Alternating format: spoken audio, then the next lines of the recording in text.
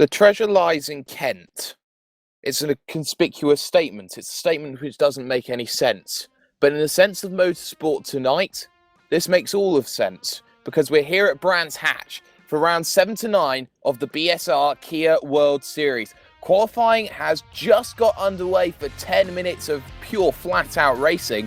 And well, this is a really interesting scenario because if we can pull up the drivers' standings at the moment, Pete Newman is out and away by 19 points at the top of your screen right now from Roy Vervaeke, who is not here at the moment, which is interesting, but a further 2 points clear of Kip Stevens in the Bermuda machine in third, with Diogo Mero fourth, and Zach Reinke there in fifth position. But many names have not really done too well down the bottom of the field just because they haven't been at all the races so far. Jack McIntyre, Julian Janowski, Alex Everett, Nathaniel Simpson, names who can all cause upsets, names who can all challenge Pete Newman. And Jake Sparey here in the commentary box here on iRacing Live, here with Apex Racing TV. Well, I have to say, Conrad, Pete Newman's actually been given a penalty after the end of the last race. It means that he has dropped some points and he could have been 30 or 40 points clear. Now the gap is down to 20. Yeah, you're right. However, he's still in the lead. Like you mentioned, he's got a 19-point lead. But I think the big thing is that we haven't seen Roy Vervaeke yet. Kip Stevens is in here, and we've also got a couple of returning drivers who was missing next week, with the likes of Alex Everett and Nathaniel Simpson, and the likes. So you said they're going to have an impact tonight, and Pete Newman is not going to have this all his own way like he did in certain aspects of last week. Oh yeah, certainly. If we can get the team standings up on board, it is the Discovery team who are out and away already with a 200-point gap over the Euro team, and then the Cumbre team of Alex Everett and the like. And of course there you can see England fourth, the Highlanders fifth, Bermuda in sixth surprisingly, but they haven't had everyone here for their racing, which has been the problem. And for a team's championship to get a 200-point gap, Conrad, it really is something to behold. It's really something that you don't normally see early on. It shows just how consistent they are, because you look at Discovery, they've picked up half the wins already this season, and they're already looking for more. Yeah, Discovery had made use of all three of their drivers last week, and they utilized that opportunity to pull that 200-point gap. I think Giro and Kumri did extremely well to stay within 200 points, considering they were missing some drivers last week.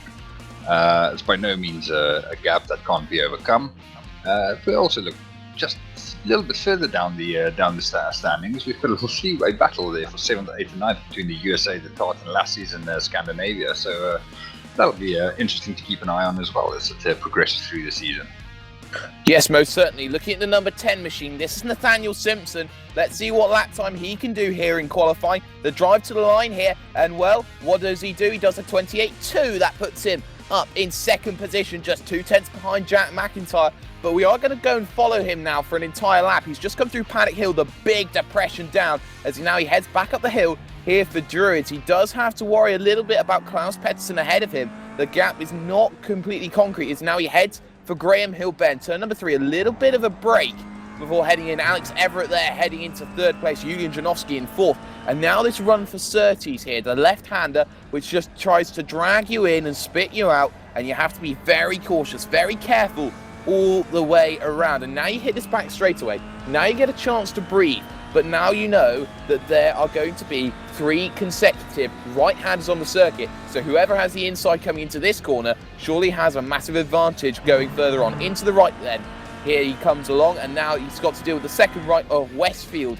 Here, this second right-hander going slower, 80 miles an hour before you get back on the accelerator. And this is one of the most difficult corners there. Dingledale, you see there, Pedersen already off in the left-hand barrier, but now you can see it's off camber. You're having to be careful about where you place your car before you head into Sterling here, this left-hander, which also is one that decides to take you in and spit you out. You've got one more corner to go. This is Clearways here, the right-hander. Very famous here. This is a prevalent touring car track, and with these Kia Optimas being the closest thing we have, Nathaniel Simpson will drop it into pit lane, but we will look back at Lorne Murray here, using the slipstream to try and get his lap time up. Only 17th at the moment, Will he go any better? Answer to that one is, he does a 1:30.4. He goes 13th, Conrad. I was a bit surprised to see Simpson pull into the pits on that lap. I didn't see him make any obvious mistakes. He was fairly careful going through turn 3, but yeah, he's out again for another run. It's interesting to see how close some of these drivers are running to each other in qualifying. Obviously trying to utilise the slipstream. Oh yes, most certainly. We've got a couple of new names here today at the moment, and I'm looking at one right now, the number 26 machine. This is Jay Wright, not to be confused with Max Wright, who is 1 place below in 8th at the moment in qualifying. We are halfway through. Jay Wright now coming through clearways. Let's see if he can improve his lap time. 29.2 is fastest at the moment, and he'll be looking to go a little bit quicker. He's 1.2 off pole at the moment. Jay Wright coming to the line. Does he go faster? Well, yes, he does. A 28.791. He goes 5th, and he jumps Pete Newman down into 6th position. The 58 machine is having a few problems at the moment. He's on pit road right now, just about to go out to set another blitz lap. There are 4 minutes left on the session. That will give him about 3 minutes. So, Conrad, I pose the question. Pete Newman, he's not having everything his own way. He's got his teammate up actually ahead of him. What does he have to do in order to get the lap time perfect that he truly desires? The big answer there is hit the apexes. The really important bit for me around this track is those 3 fast corners, which is Hawthorne Bend, Westfield, and Sheen Curve. If you can get those right and carry enough speed through there, then you've most certainly got the making of a good lap time, but you have to keep that momentum going.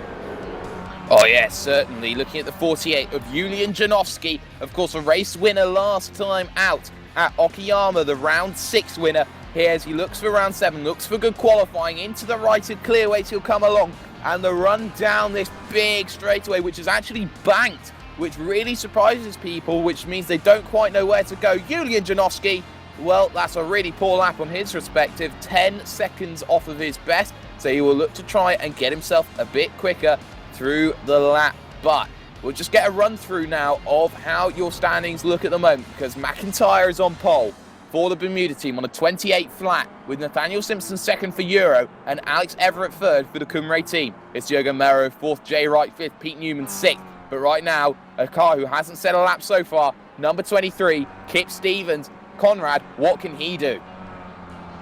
Well, Kip's sitting third in the standings, and we know he's very capable of posting a good lap time. He's leaving it a bit late though, not as late as he did last week, but I've got no doubt once he comes through to post a lap time, we're going to see him right there in the top 5 or 6. Oh yes, most certainly. We're going to see him come under the Advan Bridge now, into clearways, the right-hander. This is so important to get this final corner correct. It sets up the run for the line, and Kip Stevens will want to go quicker than he has done. Will he be able to do it? Answer to that one, no, not for the time being, but he has more time to work on it. He has more time to go quicker. Jonathan Taylor, though, in the number 42 machine, he has just gone 4th. He puts himself on the 2nd row. He bumps Diogo Mero down to the 3rd row. And now Bermuda have 2 cars in the front 4. And Kip Stevens hasn't even set a representative lap time. So Bermuda now really bringing the money games here. And while you look at all these other teams here who are trying to fight through, they are in trouble right now, as we are going to focus on the 58 of Pete Newman right now, heading through towards Westfield, the right-hander here, and he's going to try and do everything that he possibly can to boost his run. He's about 8/10 slower than he was in practice, and he'll be looking to try and go a little bit quicker than he is right now. At the moment, he is not in position to have a fantastic race here, Conrad. No, he's sitting in 8th place, and there's a lot of traffic in front of him if he doesn't improve. He's going to have to, if he's going to mount a serious challenge in this first race at least, he's going to have to do better than where he is at the moment. Well, just looking, Kip Stevens is just making his way to the last corner. Hopefully, for his sake and his championship hopes, he can improve on the lap time that he set so far.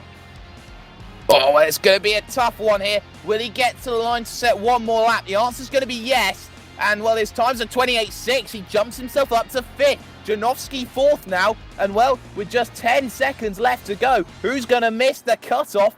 Well, it looks like it might be Janowski himself as he heads through clearways. The flag is going to come out right now. So, 1 lap to go for anybody else on a lap. They've got to get it in now. Janowski to the line. Does he go any quicker? No, he does not. So we got to look out for the names. Who's going to be up there? Who's going to be fighting? Diogo Melro looking to try and get his lap time sorted. Can he go any better than 7th right now? No is the answer.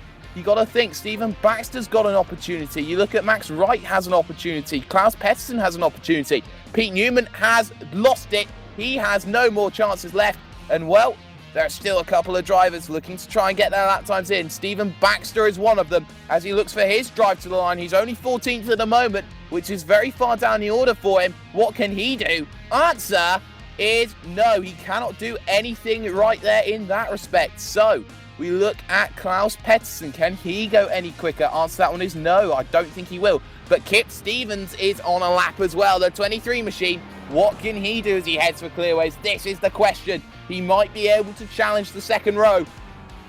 We're really looking to see if he can put in a good lap time. Kip Stevens then to drive for the line for Team Bermuda. What can he do? Answer 28.530. He bumps down Janowski, but it's only 4th at the moment for him. But the 2 Welsh drivers, the 2 Cymru drivers heading for the line. Alex Everett trying to help Adam Hadfield up the order, who can only go 12th on a 1:29.1. With that all said and done, I think every car's finished here. I think we are going to have to go and show you your qualifying results.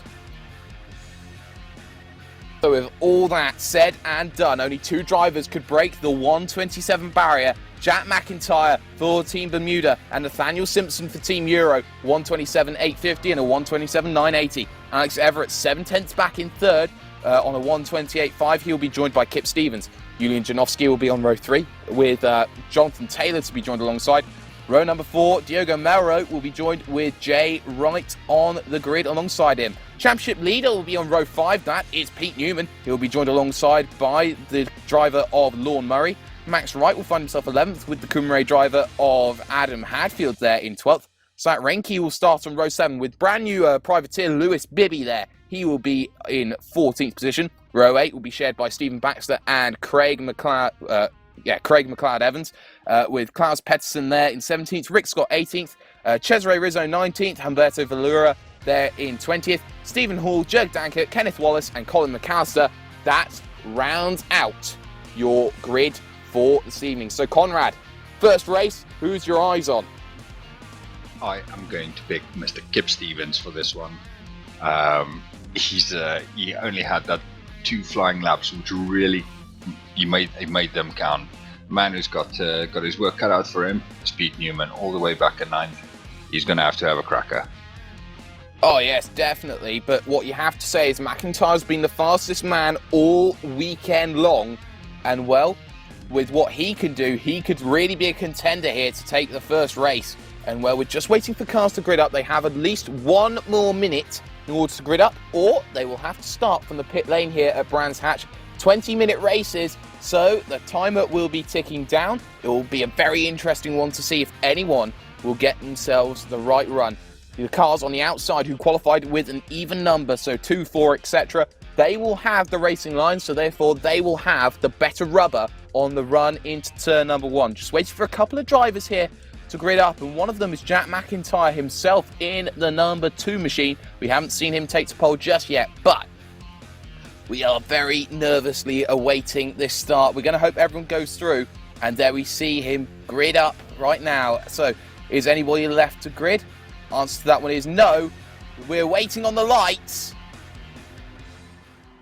and we are green for go. Round number 7 underway, and it's a good start for Jack McIntyre. Simpson's going to have to play defensive, and well, it seems that everyone's going to file into Paddock Hill Bend for the first time very nicely. Just looking through, is everyone going to be safe through turn number 1? The answer to that one is yes. Everyone's got a good one as they head through Druids. It looks like McIntyre already away, but right now you have to say the biggest winner in all of that battle was Kip Stevens. He's already up 1 position on Everett, and now you look at the battles 2 behind. There's contact in your midfield, and well, everyone gets away with it, but Adam Hadfield involved. Same with Jay Wright. They've just got to be careful now. The group has just splintered there, Conrad. Yeah, they all got away cleanly through turns 1 and 2. Turn 3 was a bit of a bigger problem for them. Also, we've seen Nathaniel Simpson just having a couple of issues on the cold tyres, and that's enabled Kip Stevens to pull up right up behind him. So unless he gets that sort of next few corners, Kip Stevens is going to be all over him like a rash coming onto the start-finish straight. Oh yeah, certainly. Looking here at Pete Newman, the number 58 Discovery car. He's just found a way through on Adam Hadfield. And Hadfield going for the inside, down at Dingle Dell. Not going to happen this time by him. And now he's got to be worried about Jay Wright here into Sterling. And well, no, not going to happen this time. But this has been an eventful opening lap. We have seen a couple of incidents. We have seen a couple of cars not get it right. But to the front, Jack McIntyre for Bermuda has got out and away. The gap at the front of your field, 0.7 of a second as they head into Paddock Hill Bend for the second time. Well, that was certainly a most intriguing start. And well, you have to say, you've got to be up for the fight in order to be there. A lot of cars have already splintered, lost a lot of time. And well, a couple of casualties already to report. The likes of Klaus Pettersson has already had a bit of an incident as well. And well, just looking at Diogo Mero right now, Conrad, you've got to look at him. He's got Alex Everett here, who's trying to hound into submission right now. And for the Discovery team, they are in a little bit of trouble. He's the only driver inside the top 5, which has been really something we haven't seen before. What can he do in order to affect the standings right now? Well, he's gonna have to make a couple of overtakes if he wants to gain some points for the team. But he's sitting in 5th place, which is not bad. He's gonna want his teammates to do their part as well. Oh yes, he really will want his teammates to do a lot of work for it. But right now you have to say the front 3 is Bermuda, Euro, Bermuda at the moment, and that is going to help their team's challenge right now. But we are going to focus here on this battle for 8th place on circuit. It's Hadfield versus Newman right now, and Newman is going to be under pressure as they head down the front straightaway. You can see the slipstream trains now come into effect. Newman not quite close enough to Max Wright right now here, who I believe is of the England team, and you can see a big dive there into turn number 1, not just from Newman, but from Adam Hadfield as well, and it doesn't materialise for either of them. The run into Druids now, the right-hander, Hadfield to the inside, but it doesn't quite materialise, and now Hadfield's going to play the defensive game because he's holding the inside against Jay Wright, the second of the rights, here into the left of Graham Hill, and well, you can see just how much time he's lost, Conrad. Yeah, really, going defensive there, straight from attack to defense, and it did cost him a lot of time from Pete Newman. Pete Newman having a look at Max Wright though as they come up to Hawthorne. He's going up the inside. Is he going to make it stick? He should do. Oh, well, he's got the inside for the next corner, and that's the most crucial fact. Into Westfield they'll come along, and Newman makes it stick, and he goes up a position. He's now into 7th, up 2 positions on his qualifying, and now Hadfield will want a piece of the action. Down into Dingle Dell, it's off camber, and he breaks the later, and he goes through, and that's a stunning move. A place where you wouldn't normally expect. He had been trying it before, and now he's going to stay with Pete Newman in order to try and hound that Discovery car into submission. But you have to say right now, the battle for 4th is surely hotting up because Diogo Melro is through on Alex Everett, Conrad. Yeah, we didn't see that move take place, and yeah, he'll be looking to pull a gap now. He's got to do that, otherwise, if Everett makes a comeback at him, then they're going to bring Janowski right into it as well. Oh yes, most certainly. Look at Janowski, and he has been a race winner. He won round number 6 at Okayama, and he'll be looking to try and cement that after missing the first 3 races at the Nürburgring. And now you look at him, he's going to try and hound Everett now, down into this left-hander of Surtees. And now the run towards Hawthorne, you can see just how close he is, how he wants to get in underneath that slipstream, and how he wants to be closer, ever still, but Diogo Mero will help Everett here as they head into the left right-hander even, and well, it's not going to materialise at the moment, but the gap is extending at the front right now as we look at the number 2 machine. That is your race leader right now of Jack McIntyre. He is out and away, and nobody is really catching him. The gap at the front, 1.2 seconds, Conrad. Yeah, Simpson has been putting in very, McIntyre's been putting in extremely solid lap times, very consistent, and is not really giving Simpson any chance to catch up at the moment. Oh, yes, he really isn't. But now we do have a casualty. His name is Humberto Valora. He is out on his debut race, and that will be a shame for him. Now, just looking at Pete Newman again, the number 58 machine, because Adam Hadfield will refuse to let go. Seems that Max Wright and Jay Wright, the two Wrights, are going to be together as well. You can see a bit of a lock-up there from Adam Hadfield here as he tries to come and battle here. But there is battles up and down your field to be had. For example, you look at Jonathan Taylor here, trying to get onto the back of Jörg Danker in the Eurocar. This is the battle for 14th position on circuit. And, well, in through the right of Druids, they will come along, and they do have company in the name of Stephen Hall, who has managed to recover himself quite nicely. And for these battles down the field, who haven't really had much to sing and shout about in the opening laps of the race, they do have 12 minutes to fight, and every point is vital here, isn't it, Conrad? Yeah, absolutely. As we mentioned last week as well, consistency is key to a good finish in the championship. Oh, yes it is. You can see just how much Taylor wants it. He looked for the inside on Jörg Danker, but it didn't quite materialise. But right now, these gaps are starting to just open out a little bit. That's not exactly what you really want to see. You want to see some tight, close battling, but it's not happening at the moment. So we're going to focus on the 29 machine of Alex Everett right now. Has Janowski behind him. And, well, it seems at the moment that only 2/3 of the field actually managed to complete all 6 races so far. And, well, you can see him move to the inside for Janowski and trying to use the back mark traffic as a little bit of a disguise, a little bit of a ruse to get through. Didn't quite work out, but it has meant that he is all over the back. And we're talking about these guys who haven't actually done all 6 races, the likes of McIntyre, Simpson, you look at Everett, you look at Janowski. They're all going to be wanting solid points, and they're certainly going to get it if things remain like this. Yeah, they're doing an excellent job of trying to minimize the damage that was done to their chances last week. And the thing is about these guys running at the front, the lap times are so closely matched at the moment that unless somebody makes a mistake, the likes of Everett is not going to make up any more places. Oh, no, he's not, but you have to think that there is always an opportunity which will arise.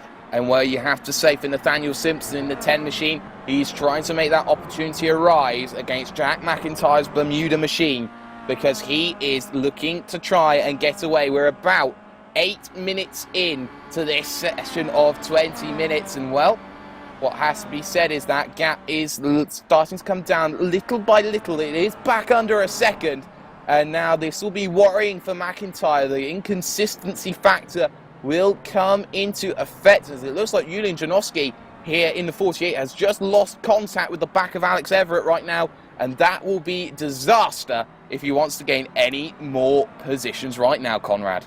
Yeah, he just ran wide as he was coming out of Sheen Curve, got on the grass and back on the track, did lose him a lot of time, and yeah, he'll be hoping the 2 guys in front of him is going to slog it out, which will enable him to close that gap up very quickly.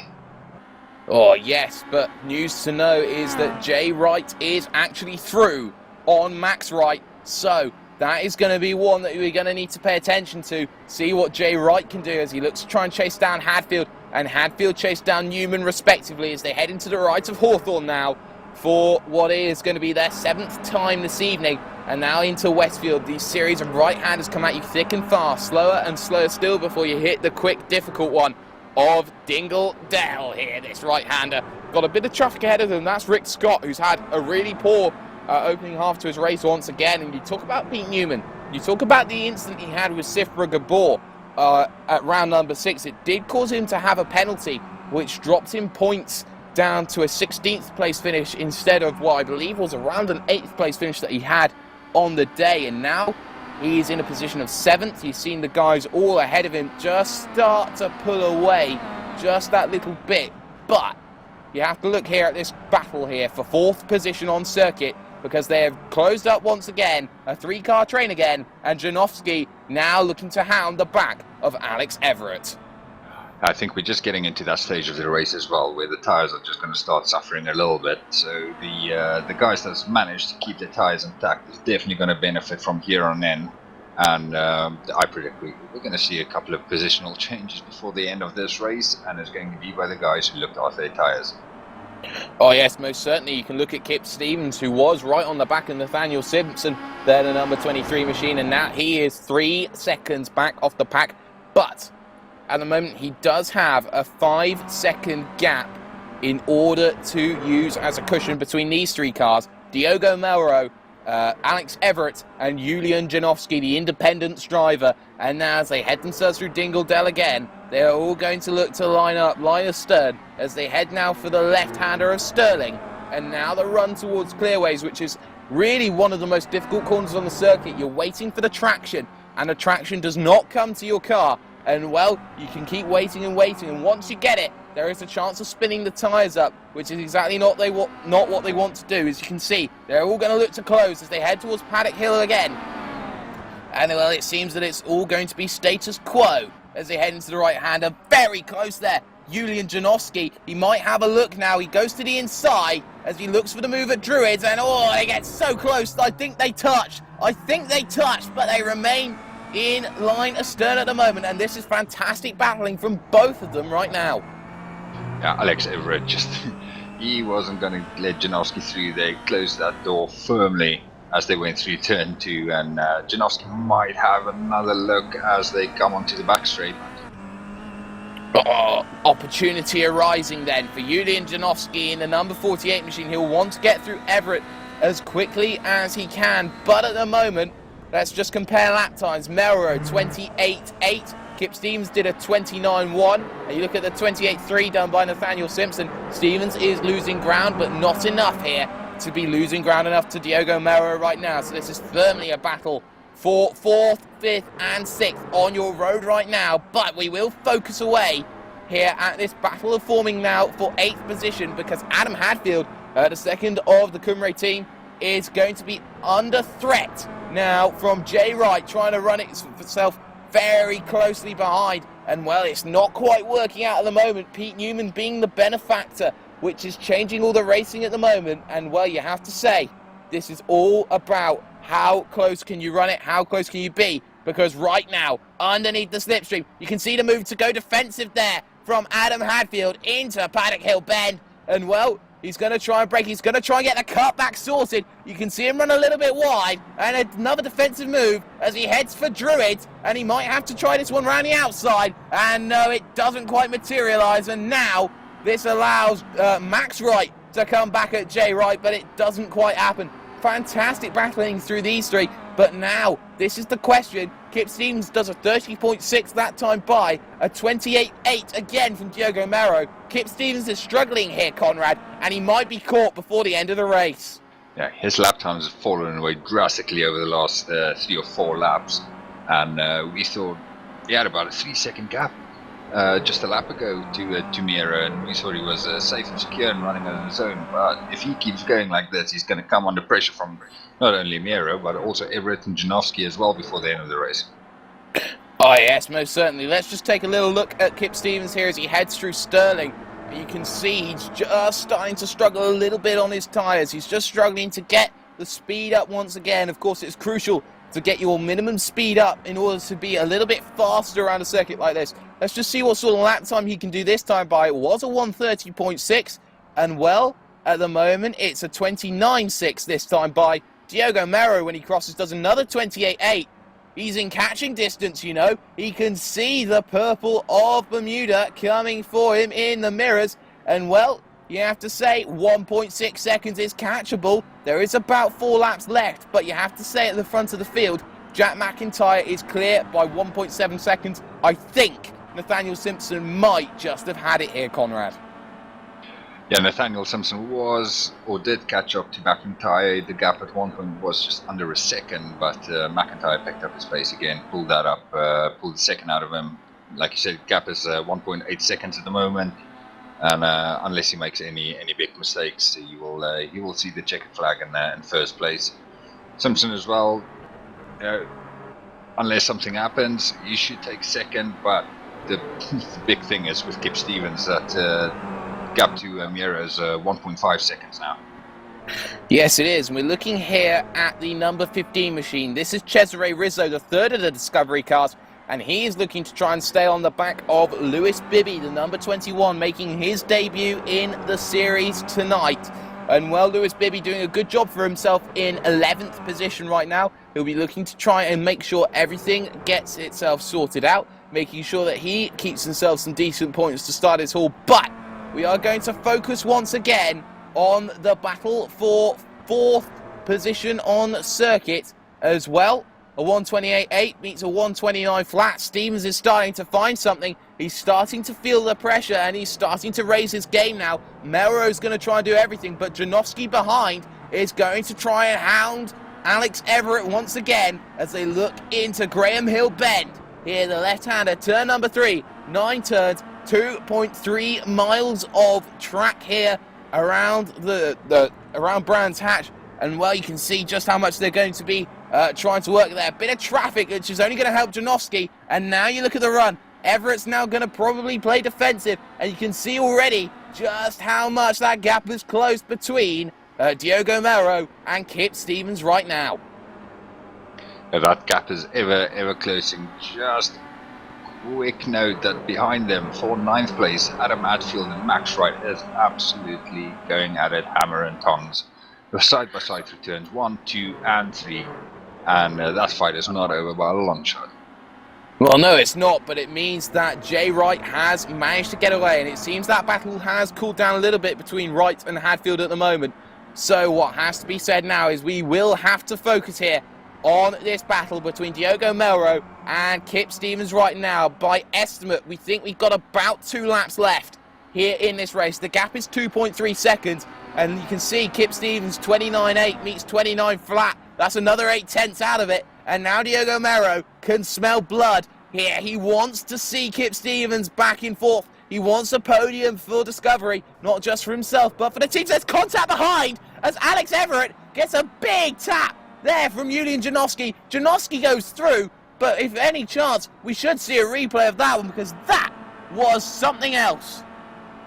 And you can see the run into Druids there. It was just 2 into 1. He tried shutting the door on him. It didn't quite work out, but now you have to think Diogo Melro's there, Conrad. Diogo Melro wants a piece of the action. Yeah, he's been chasing for the last 5 or 6 laps, and once he gets there, up to the back of Kip Stevens, he will do his utmost to get past. Oh yes, absolutely right now, and you can see just how close he is right at the moment. He is looking to try and stalk Kip Stevens into a mistake. This is what's known as the pressure challenge. Just stay behind them, wait for them to make the mistake. You don't really have to do too much to drive behind, but when they don't make a mistake, you do have to make a move. Just looking now at Jack McIntyre here, we are going to have at least 1 more lap of this motor race to go before we see a white flag come out, and this is the one I really want to focus on here. Diogo Melro versus Kip Stevens, and it seems that they both did 28.9s last time by. Melro is really looking for something now. He's looking to try and stalk his prey into Druids. They come along and he's not quite close enough at the moment. He's looking for a mistake. He's looking for the tyres to go. He's looking for something, a chink in the armour, an opportunity. He won't have many left. They're running out of time here in round number 7 here around Brands Hatch. Brought to you on iRacing Live by Apex Racing TV. And well, it has really been a race of halves. And it has been a half of the race where you've seen Kip Stevens come back. But to go behind, Everett is being hounded again by Janowski. And Janowski won't let go. There is no slipstream to help Everett. He'll go to the inside and he'll try and defend the line. And he does very calmly, very coolly, very collectively into this right-hander of Hawthorn before he heads for Westfield right now. But you do have to say there are drivers who just have fantastic races. And that driver today is Jack McIntyre in the 2 machine. He will round the final corner, and barring any mistake, he will take his first win here in the BSR Worlds. He will be a driver who will be one to look out for. He wins the first race here at a fantastic Brands Hatch race. Simpson second. It's Kip Stevens who will hold out in the end over Diogo Melro despite his best efforts. Everett there in fifth, Janowski sixth. But what has to be said right now is that it's been a fantastic race throughout your field, Conrad. Yeah, Jack McIntyre, we didn't see a lot of him. Fantastic race from him from start to finish. And we were treated some great battles for third place and all along the field as well as they formed out little groups that slugged it out. Oh yes, most certainly. You're just seeing a few drivers now coming across to the line. And well, the likes of Stephen Hall, what a poor race he's had. Look at Jörg Dankert now, just looking to get some experience, and he's not out of the woods just yet, because Klaus Pettersson is really trying to chase, and he's run wide actually through the final corner. This could allow Klaus Pettersson to close up. Has he got enough time? Well, I don't think he does, but the battle for 16th there was fiercely contested to the end. But your race winner this time by, well, his name's Jack McIntyre, and he's done a fantastic job. And with everyone finished, let's just look at your race results.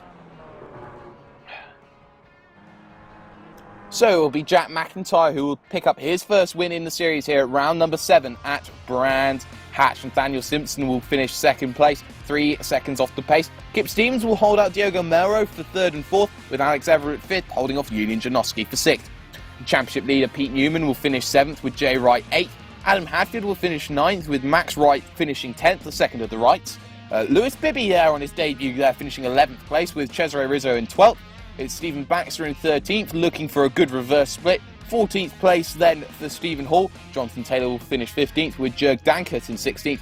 Klaus Pettersson 17th, with Craig McLeod-Evans in 18th. Lorne Murray 19th, last of the finishers on the lead lap. Rick Scott there, 1 lap down 20th. And the guys who didn't finish, Kenneth Wallace in the 66th, Colin McAllister, Zach Reinke, and Humberto Valuro as well. Well, what a fantastic race we've had there, Conrad. Very exciting from start to finish. And, well, you just got to think there are a lot of guys who are looking to try and work, looking to try and fight for an opportunity to win. And, well, this reverse grid will surely give advantage to those who are starting further down the grid. Yeah, this next race is my favorite part of the evening. Is when you pick all the fast guys and you put them right at the back of the grid. And you get them to try and drive their way to the front. Somebody like Pete Newman is going to benefit a little bit from that, because he's going to have all these people that finished in front of him behind him for the start of the next race. So he might find it a little bit easier to make up a few spots without being hounded too much by the likes of McIntyre and Stevens in the beginning. Oh yes, most certainly. And what I have to think is that we are in a situation where everyone's going to be fighting hard, everyone's going to be trying to push their way through, but we do talk about the landmines that appear on the first lap. You got the slow guys being slower than the quick guys, and they're all going to concertina up like an accordion. And well, hopefully no one's going to be flinging off left and right in any way, shape or form. But we will be back after these few messages, and well, round number 8 will commence in the middle of the daytime here at Brands Hatch. Don't go away.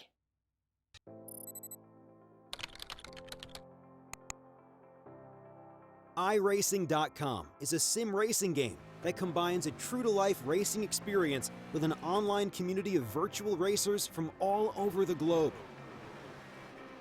iRacing offers a multitude of officially licensed cars and tracks, laser scanned with millimeter accuracy. Their car models and mechanical systems are based on real-world physics and engineered in cooperation with manufacturers and race teams.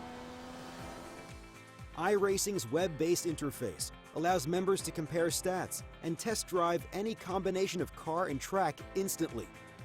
Their skill license system ranges from rookie to pro, ensuring members are always pitted against those with similar skill sets. Members are able to sign up for a weekly race series, compete in time trials, host a private race with friends, and participate in racing leagues created and run by the community. With over 60,000 members, iRacing works in partnership with renowned motorsport organizations like SRO Motorsports Group to deliver virtual races based on the real-life Blancpain GT series.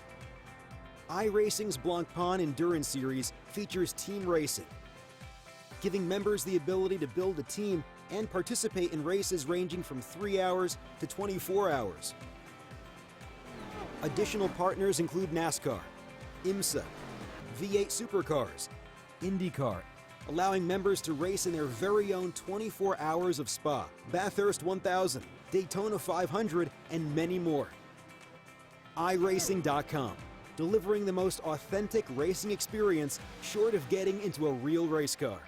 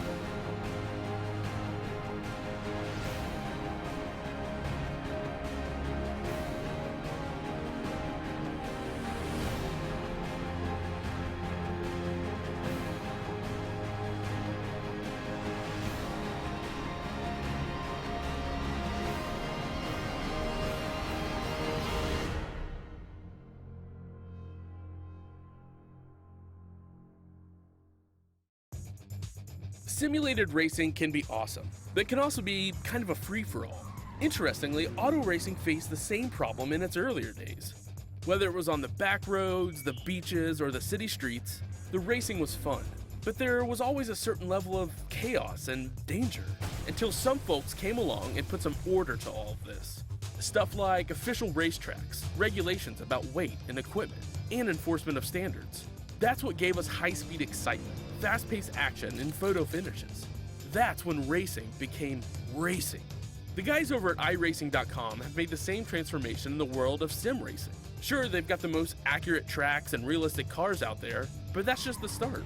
See, iRacing analyzes the performance and results of each driver in every race, so you can be sure you're always placed in races where the competition will be tight, and that those reckless drivers who ruin it for us all are kept in the pits. Not to mention that with over 45,000 active members already in their vast community, you can find races day and night, so you can always get in on the action. You can even join a league of your favorite series. And since updates are always automatic, you don't have to worry about software and can focus on the track. Zip up your fire suit and check out iRacing.com.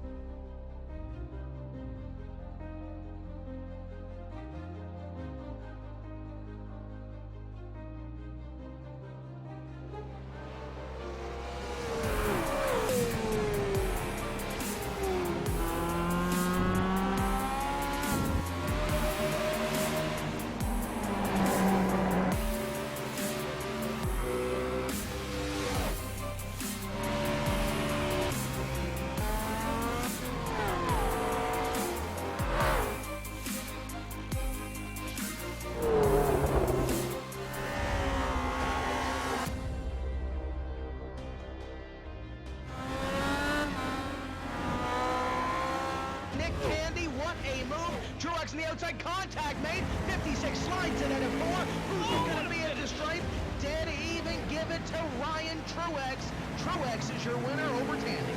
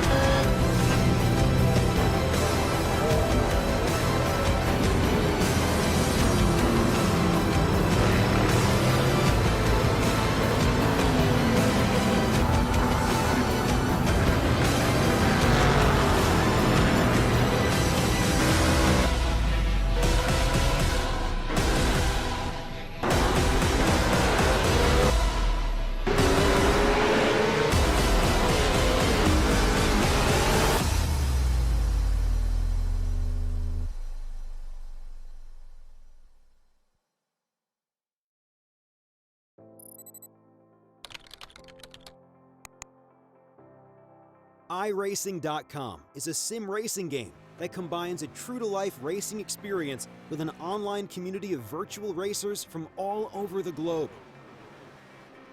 iRacing offers a multitude of officially licensed cars and tracks, laser scanned with millimeter accuracy.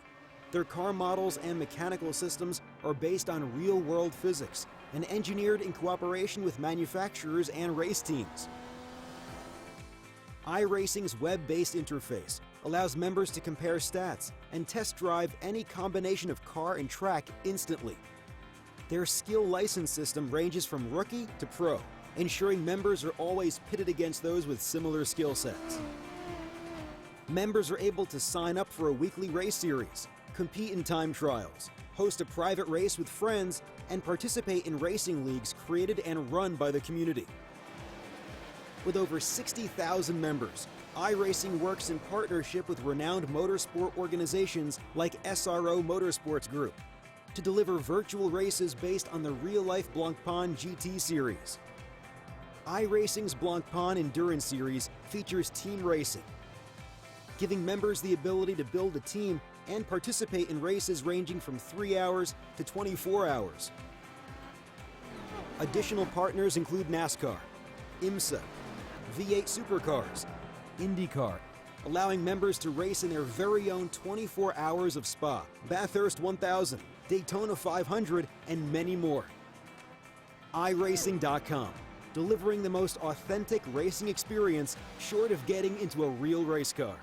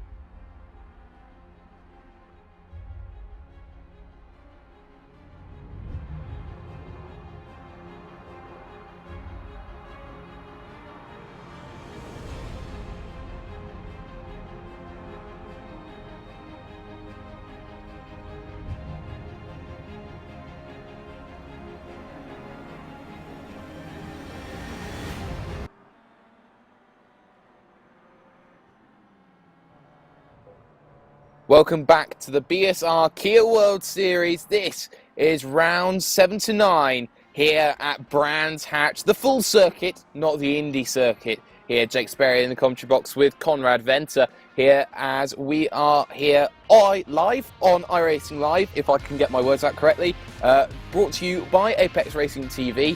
And if you are new to iRacing, you are new watching here, promotional code PR-BSRTC, 3 months for the price of 1 month subscription. And of course, if you are looking to try and buy a brand new rig, head over to JCL Sim Racing Products. You can get €30 off of anything that you buy with the code 5VATA1KA.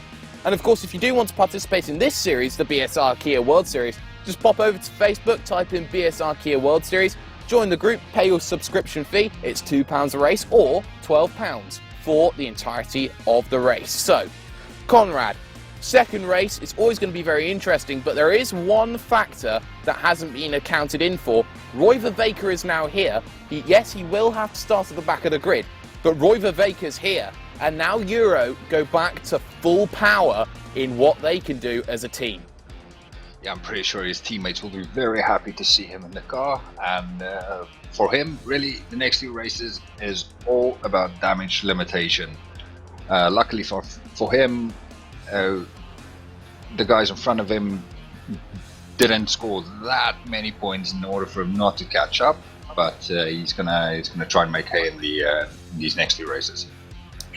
Oh yes, most certainly. And for Pete Newman, who is championship leader coming into this event, well, he hasn't had the best of races, and there is news coming in that an appeal might be going out because he was blocked in qualifying, not once, but twice. So that puts a brand new perspective into things now, because if that does mean that the advantage is given, it means that we might see some penalties added up at the end of the race, and it might mean that we could have a shimmied up grid, possibly for next time we are out, which is next week at Charlotte Road. Yeah, it's never something you want to hear on during a race meeting, but if it's proven that he was impeded on his qualifying laps and it did affect his starting position, then he's got every right to lodge that protest. However, he's like I say, he does benefit a little bit from where he finished in the last race, and the fact that he's in front of all the people that finished in front of him in that race. He's just going to have to make sure that he utilizes that advantage and scores as many points as possible. Oh yes, most certainly. And you look at how this field is going to be gridding up then in just about a minute's time, and we're going to have a really fantastic second race. Of course, we are now in afternoon conditions. We are at the peak of the track's heat. So what you would have to say is that when the track is rubbered in the way it is, you get a little bit less grip coming along on the track. You get that little bit of trouble that you always have. You're going to be a little bit slower than you are. It's a little bit of a difficulty to adapt. But with just 30 seconds left in this quick practice warm-up session before the race will get along, race 2 out of 3 tonight, it is all going to be down to who can hold their nerve, who can avoid the landmines, and most importantly, who can stay focused, keep it on the island, and who will prevail in this battle of the machines right now. Practice is over. The cars will be looking to grid up about a minute, we are thinking, for these cars to grid up in order to sort out where everyone is. And once everyone is starting to grid up, I will run through your race 2 qualifying grid. So it'll be Rick Scott then, who will be on pole position. He'll be joined on the front row by Lorne Murray, with Craig McLeod-Evans there on the second row, joined by the Scandinavia car of Klaus Peterson. Jörg Danker there in Eurocar will be 5th alongside Bermuda's Jonathan Taylor in 6th. Stephen Hall 7th alongside with Stephen Baxter. Cesare Rizzo will line up 9th on the grid. He'll be joined by Lewis Bibby on row 5. Row 10, Max Wright and Adam Hadfield, with with number 12 even, 12th on the grid, being Adam with 13th even, Jay Wright and Pete Newman, if I can get my words out. Julian Janowski will line up 15th with Alex Everett 16th. Diogo Mara and Kit Stevens will be 17th and 18th. Row 10, Nathaniel Simpson and Jack McIntyre. And then everyone else on the grid will be Zach Reinke, Colin McAllister and Roy Vervaeke. Lights are on the gantry, and we are green for go here in this second race. It's a horrible start there for the Scandinavia car. That is Klaus Pettersson, who will funnel it down as they head to Paddock Hill Bend. Is everyone okay through here? Well, there's a car running off wide, and it's red. It's Stephen Hall there of the Cumray team. And, well, apart from that, they're going to join us. Big contact there between the two. And he spears off, and there's a Scandinavia car involved as well. Many problems there going in through that one. It looks like Jonathan Taylor involved as well. Stephen Baxter, Stephen Hall. Not the start you'd want to see. But now, that just allows these other drivers to start fighting their way through the field. And at the moment, the leader is Craig McLeod-Evans.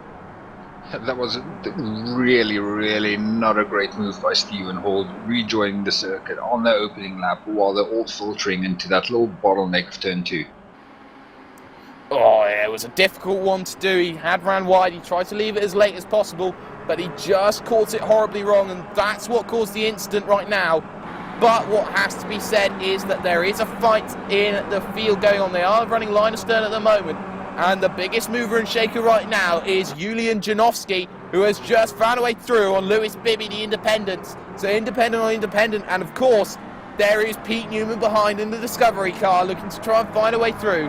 Janowski on a charge right now, looking to get to the back of Adam Hadfield now, who's trying to have a little look at Cesare Rizzo in the other Discovery car. Not going to work out. So let's just run through your result. Well, your front at the moment. It's McLeod-Evans who is ahead. Rick Scott second. Lorne Murray third, I believe. Well, I think I'm correct in that one. But you look at that, and there is contact down into turn number 1. Adam Hadfield getting it wrong with Cesare Rizzo, and now Janowski pounces it through. So McLeod-Evans, Scott Murray, Dankert, Rizzo is in 5th right now. It's now Julian Janowski in 6th, and look at Pete Newman. He is about to try and pounce on Adam Hadfield there, Conrad.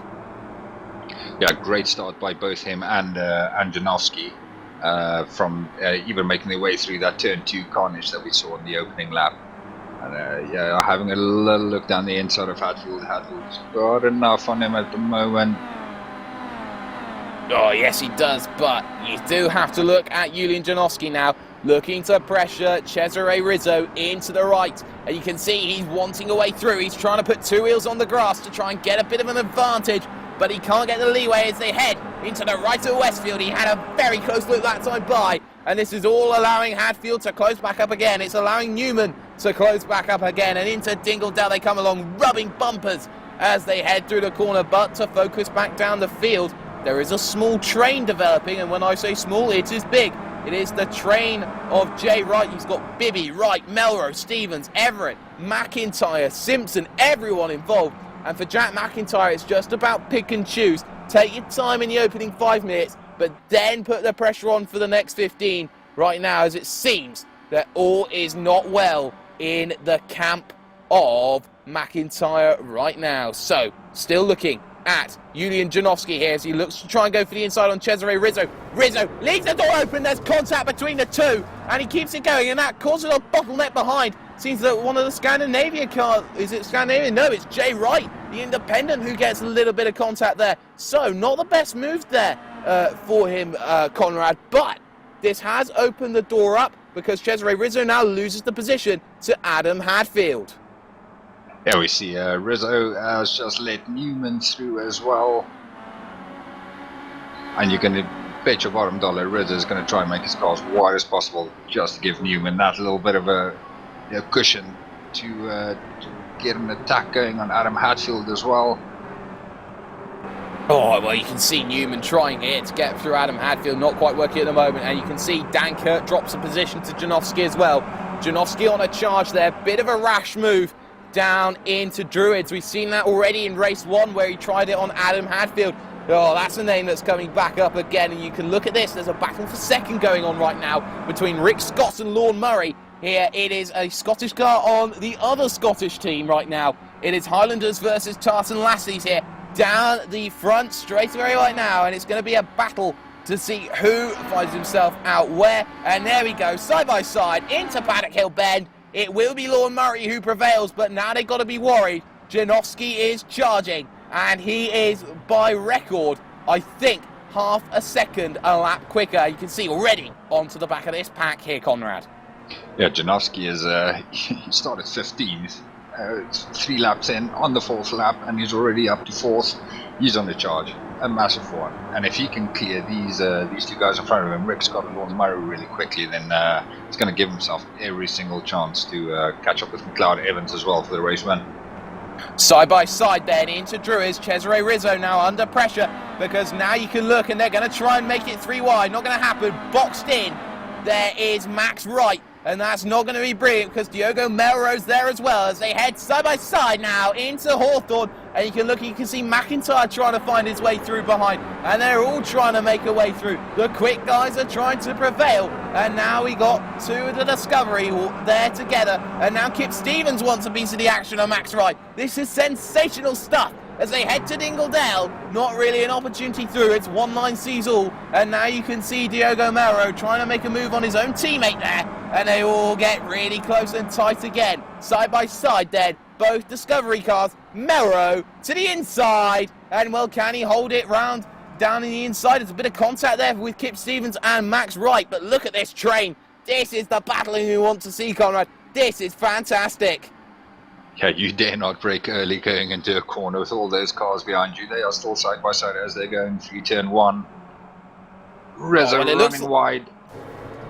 Yeah, it looked like Cesare Rizzo running wide, and that will allow Max Wright here down for the inside. And he does. He block passes through, and this allows Kip Stevens to try and put his bumper alongside. Not going to happen here. This is battling down the field, and further up there, it seems Adam Hadfield there having a little bit of a battle with Jay Wright. Not really working in that respect, but it looks like Rick Scott's dropped off the back here of Janowski and Murray at the moment. So, what has to be said right now is Julian Janowski is really trying to charge here, trying to put the pressure on Lorne Murray. McLeod Evans is your race leader at the moment. He is out and away by about 4 seconds at the moment. And well, Janowski here looking to pounce into Westfield. Not going to happen. He might just have to wait, try and pick his moment, try to pick the line. He's having a little bit of a look here in to the right of Dingledale. Not close enough, but Conrad, Julian Janowski is certainly charging. Started 15th, now up to 3rd. What does he need to do in order to catch down Craig McLeod Evans after he gets through Lorne Murray? He just needs to do the lap times that he's been doing all meeting long. He's got more than enough in the bank to catch up with McLeod Evans, but he does need to clear Lorne Murray pretty soon. Lorne Murray going defensive as they come across the start finish straight. Janowski's going to have a little peek up the inside. Lorne Murray has run wide. He stuck it in the wall, and Janowski is through into 2nd place as he's coming into turn 2. Not ideal then for Lorne Murray, who drops many more positions. Pete Newman now to the inside of Rick Scott, trying to make his way through. He runs wide on the exit, but he'll have the inside line as they head for Graham Hill right now, and he's going to remain side by side as Pete Newman holds it very comfortably around the outside. Jay Wright now next wanting to have a look, and also Adam Hadfield as well. There's contact, and Jay Wright spears it round, but he keeps it on the island, and now Hadfield will want to keep going, and this is only going to allow Diogo Melro to try and make it 3 wide down the back straightaway. No, blocked, 2 wide, can't do anything. We'll have to bump draft his way through, and this is stunning stuff. Brilliant action into the right of Hawthorne, and well, there's a bit more contact, and wide goes Hadfield, wide goes Melro, through goes Wright, through goes Kip Stevens on Melro, but Hadfield there runs wide yet again, and now Stevens will get his opportunity, and surely Melro this time will get through. This is fantastic battling, but they have to be a little bit careful. 2 into 1 doesn't always go. No, it certainly doesn't, but this is exactly the type of thing that the likes of McIntyre and Simpson wanted to see, starting all the way from the back as the guys in front of them getting a little bit feisty and going off track. Just makes the job of passing them so much easier.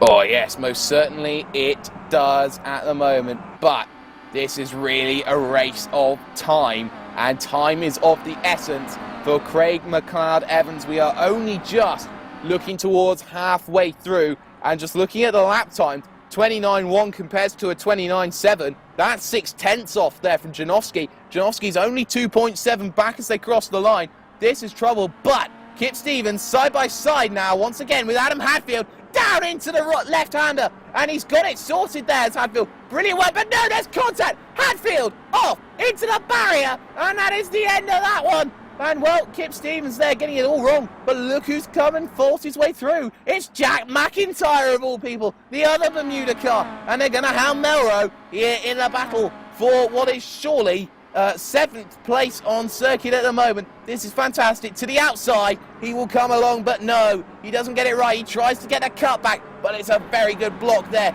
down, and now there's going to be a bit of ganging up here for Melro. He's going to have to deal with not one, but 2 Bermuda cars behind him. Kip Stevens doing a bit of a number there on Adam Outfield through turn 3. Not sure either driver will be too happy with that. Oh, no, nor me. It's a very difficult one to try and do, but we have to focus on the front right now because Janowski is closing that gap. A 28.8 compares to a 30.1.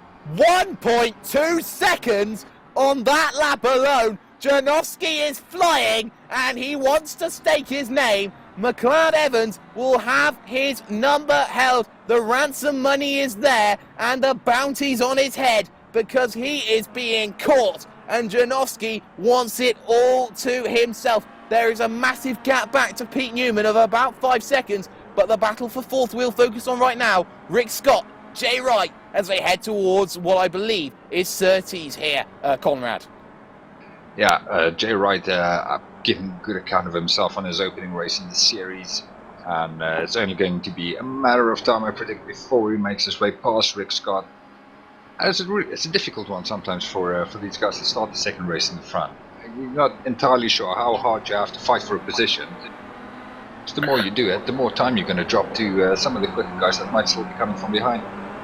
Yes, and as you say that, Jack McIntyre through on Diogo Melro, Kip Stevens next in line, Alex Everett there, Nathaniel Simpson there, Roy Vervaker there. They are all looking to try and put their stake in. But right now they are right in the midfield. All of the quick boys are there scrapping along with each other. But we are going to go back to the front because it's Janowski who has closed in on Craig McLeod Evans. They are going to go side by side for the race lead into Paddock Hill Bend. Is it going to happen? No. But he's going to try and get that cut back down in sorted. No. He gets a massive twitch. Trying to get it sorted, didn't quite work out. We'll have a look into Druids, will he? No. But he's going to try and run the outside line. It's not going to happen. But 1/10 as they cross the line. Janowski, surely he's got the advantage here, Conrad.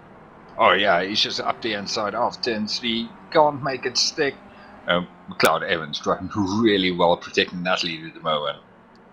Oh yes he is, and you can see just how hard Janowski's wanting it. He's trying to look everywhere, and he's right underneath the bumper of Craig McLeod Evans there, and he'll go to the outside as they head for Hawthorne. It's Privateer on one of the Scottish teams. I believe it's the Highlands team. I can't be certain on that one. It might be Tarson Lassie's, but here we go. Into Westfield they come along, and they're still going to be nose to tail, bumper to bumper. A bit of a push there from Janowski on McLeod Evans, trying to say, I'm here. I'm looking to try and find a way through, and I will not let you rest. And you can see the pressure going on as they head for Stirling. He's going to go side by side, and that's not going to work out there for Janowski, but he's going to try and make his run onto Clearways very much sorted, because there is about 7 minutes to go here, and this is the battle for your race lead. He's going to remain just behind for the time being, but you cannot take your eyes off of this for 1 second. Janowski is really trying, but McLeod Evans is doing a stellar job in defence.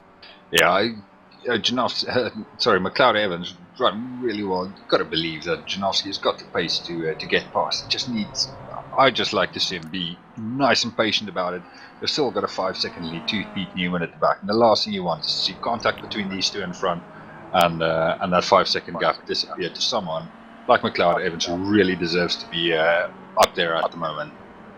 Battle then for 5th position on circuit. Max Wright versus Jack McIntyre. It's Bermuda versus England right now here in this battle, and you can see them looking to run it down here for this race, and it's not quite close enough, I don't think. So we will go back up to the front and look at Julian Janowski still trying to poke a hole through Craig McLeod Evans, who is doing a fantastic defensive job right now. But surely this barrage is going to have to come to an end at some stage, and it will end in one of two ways. Either Janowski through or McLeod Evans defending to the end of the time. and he's got to defend for a long time. There's still time to go, and Janowski now looking at the outside of clearways. This is great defensive battling here, not giving him any inch of an opportunity to go through here as they look at clearways, and this could be the opportunity Janowski's wanted here. He'll have to do it the long way. He'll have to go around the outside at Paddock Hill Bend. It's not ideal, and he'll move to the outside now, and well, he's going to try and look for a switchback. Has he got the opportunity? Yes, he does. They're going to be side by side for Druids, and Janowski looking for the race lead. He gets it sorted. No arguments about that one. Janowski goes through on McLeod Evans, but now McIntyre round the outside of Druid gets it sorted out. Does he? A bit of contact between the two, but he gets it through. And well, they're still side by side. Simpson for Vaker, teammates looking to hound Alex Everett now. Here, Conrad. Alex Everett not having a good start to the race. He's somehow managed to work his way up to 10th place. But like you said, Nathaniel Simpson, podium finish in the first race, and Roy Verweke right on him. And they're going to be looking to make amends for what hasn't been a great race so far for them. Oh yes, most certainly, as we're going to look back up your field to Diogo Melro. Next on track for him is that England machine, Max Wright, the number 27. And well, this battling is certainly heating up at the moment, and we are going to try and focus here on this one, because this is the battle for 6th place. Melro, of course, a big title contender, but there is a car running himself a little bit wide there, but that is Pete Newman, I think that is, because Jay Wright's just got through here in the battle for 3rd. Newman, Wright, for the final place on the podium. This is going to be something, I tell you. Ooh, wow, this is really fantastic, Conrad. You look at these guys, you look at how they move, you look at how they fight, and well, for Pete Newman, surely it's a matter of time, but he's got to be worried, because Jack McIntyre, the fastest man all week, is right behind them. Yeah, Pete Newman having another shocker of a last lap. That was in 1 minute 30.6 in comparison to McIntyre's 28.9. And it just seems, we saw it in the first race as well, Pete Newman just struggling a little bit with the tyres towards the end of the race. Oh yeah, most certainly. For Pete Newman, he is going to have to be careful now, because Jack McIntyre has been very conservative. He's fought through the field one place at a time. He's been patient. He's been consistent. He's waited for the mistakes. And well, he is really proving that he wants to get this one sorted right now. Newman is the man under threat, and we haven't seen him in a position where he's been caught like this. And you can see just how much it means to McIntyre. He's all over the back of him as they head for Dingle Dell. And well, can he get the move done here? No, but they are going to rub bumpers, and they are going to get close, because now you can look at it into Sterling now, and they are really going to be nose to tail. You can see he's almost pushing him along. He'll have to go to the outside, and a big twitch there, and I think that is a slowdown warning possibly for Pete Newman, because he had to let the place go to McIntyre. McIntyre now chasing Jay Wright for the final place of the podium. Yeah, he's only got about a second to Jay Wright in front of him, and well, Jack McIntyre showed his pace in the first race by winning it, and he's got still a minute and a half, 2 laps in order to catch Wright. So hopefully that develops into something. Oh yes, most certainly, as we're looking at Nathaniel Simpson going side by side with Rick Scott there into Druids, and there's a couple of bits of contact. Now Verweke will want a piece of the action as well, as they head now for the left-hander. This is Graham Hill Bend, and he's going to go through on the inside. Verweke gets all caught up wrong, and now this is going to allow Lewis Bibby, the independence driver, to come back in through the field. And now you got to think that Nathaniel Simpson will want to try and break away. But right now, Verweke is looking to try and pounce here, but I don't think he's going to be close enough this time by. But it looks like Pete Newman's made a bit of a mistake somewhere, because he is now back in the clutches of Max Wright and Diogo Melro. But we're going to focus here on the battle for 3rd, because Jack McIntyre is back on the back of the car of Jay Wright at the moment, as he looks to go for it, and he's going to try and have a little bit of a dive at Sterling, possibly. No, he's going to try and set him up for clearways the same way he did Pete Newman, this time looking at the inside, and there's nothing he can do, Jay Wright. He's going to have to sit and wait for him to go through. Tries to run it around the outside, but he has to keep and yield, because through goes McIntyre from the back of the grid to 3rd. Great effort from him. We do have one more lap to go here, and well, for Wright, it's going to be a battle, and we're going to stay. Pete Newman, Max Wright getting a bit slow. Melrose will have the advantage as they head for Druids. Going a bit defensive there is Max Wright into the right-hander, but look at this train of 5 or 6 starting to form. Kip Stevens at the back of it now, looking to try and have some good fortune there, but you have to say this has been a fantastic showcase here from both of them, but fair credit to Craig McLeod-Evans. He's done everything right for him, but he just hasn't had the pace to hold off the charge of Janowski. We're going to stay with this battle here further down the field. Their line astern at the moment here in this battle for the podium and lower positions right now. But what has to be said is this has been a stellar race once again.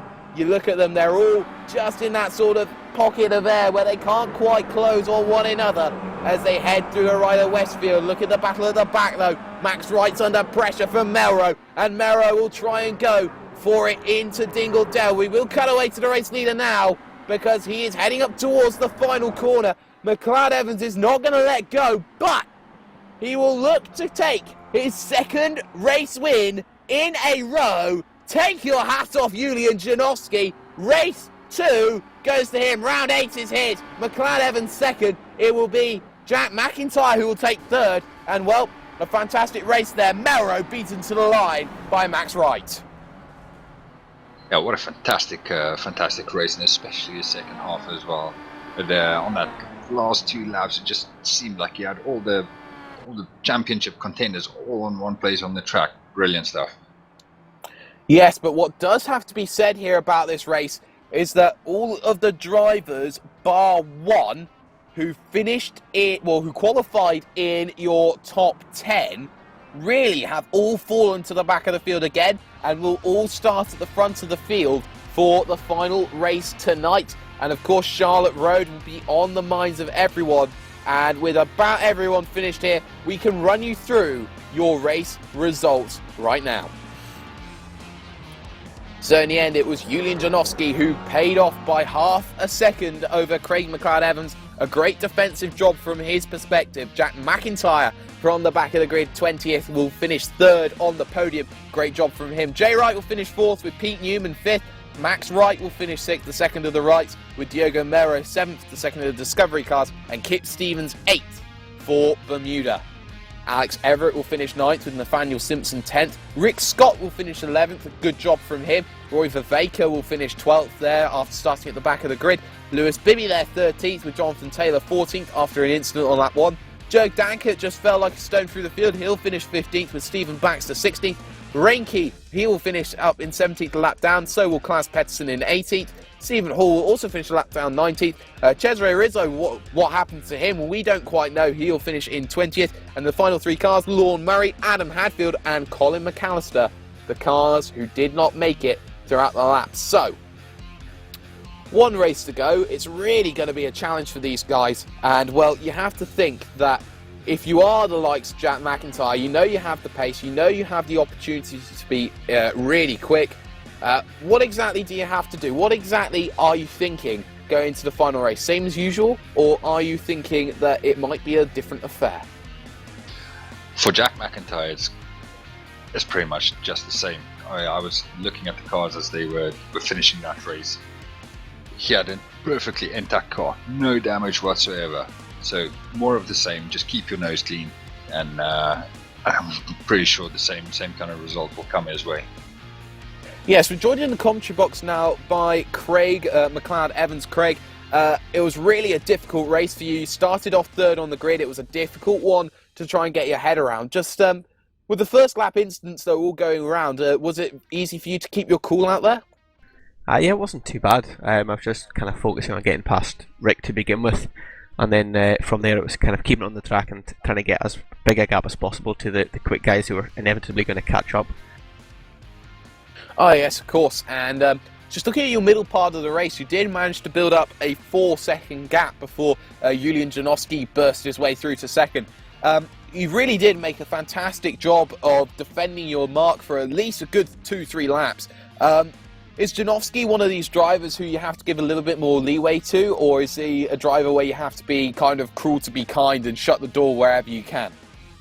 He's one of those quick guys that you always worry about when you're kind of as new to the series as I am. So when I saw his name kind of creeping up the leaderboard, I was getting a bit worried, and I think that's where my mistakes came in. I think I'd built up to maybe a 7-second lead at one point, and just mistakes kept coming in, and he was closing ever so gradually. But yeah, I put up as best I could to try and hold him off for as long as possible. But he was always going to get me in the end, sadly.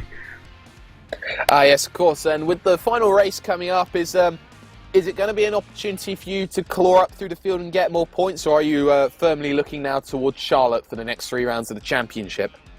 Hope to climb the field quite a bit.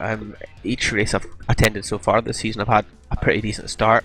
Quite a few of them have ended up getting involved in accidents because of that. But hope to get another good start and try and get maybe a top 10, depending what the reverse grid is. Thank you, Craig McLeod Evans there. Second place today in round number 8 here at Brands Hatch. Don't go anywhere. We will be back after these few messages for the final race of the night here on iRacing Live, here on Apex Racing TV. Don't go anywhere. This is the BSR Kia World Series.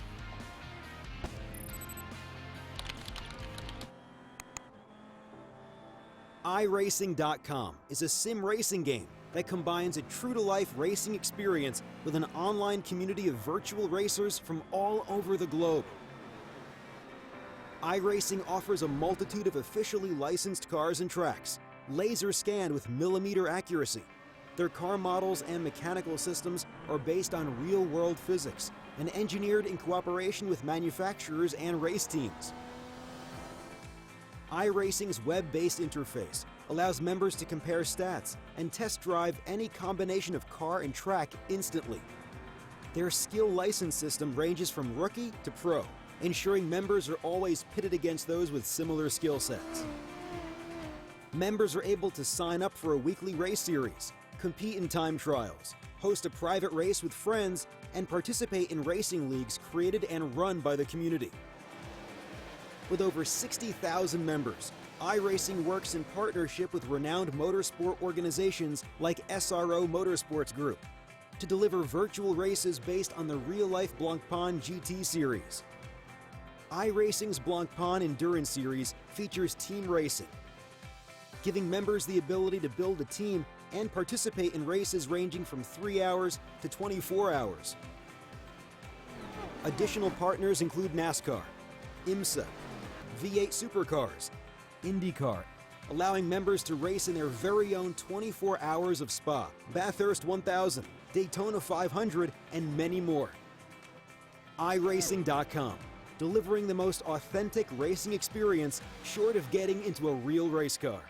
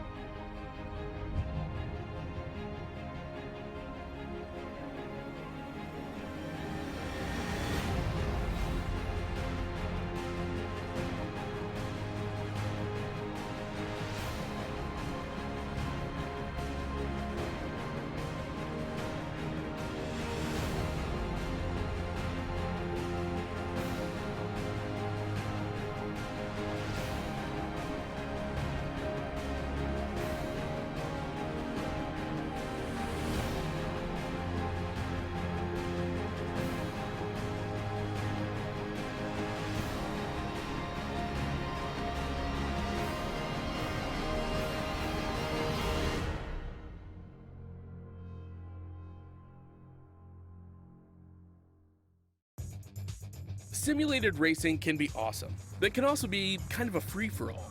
Interestingly, auto racing faced the same problem in its earlier days. Whether it was on the back roads, the beaches, or the city streets, the racing was fun. But there was always a certain level of chaos and danger, until some folks came along and put some order to all of this. Stuff like official racetracks, regulations about weight and equipment, and enforcement of standards. That's what gave us high-speed excitement, fast-paced action, and photo finishes. That's when racing became racing. The guys over at iRacing.com have made the same transformation in the world of sim racing. Sure, they've got the most accurate tracks and realistic cars out there, but that's just the start. See, iRacing analyzes the performance and results of each driver in every race, so you can be sure you're always placed in races where the competition will be tight, and that those reckless drivers who ruin it for us all are kept in the pits. Not to mention that with over 45,000 active members already in their vast community, you can find races day and night, so you can always get in on the action. You can even join a league of your favorite series. And since updates are always automatic, you don't have to worry about software and can focus on the track. Zip up your fire suit and check out iRacing.com.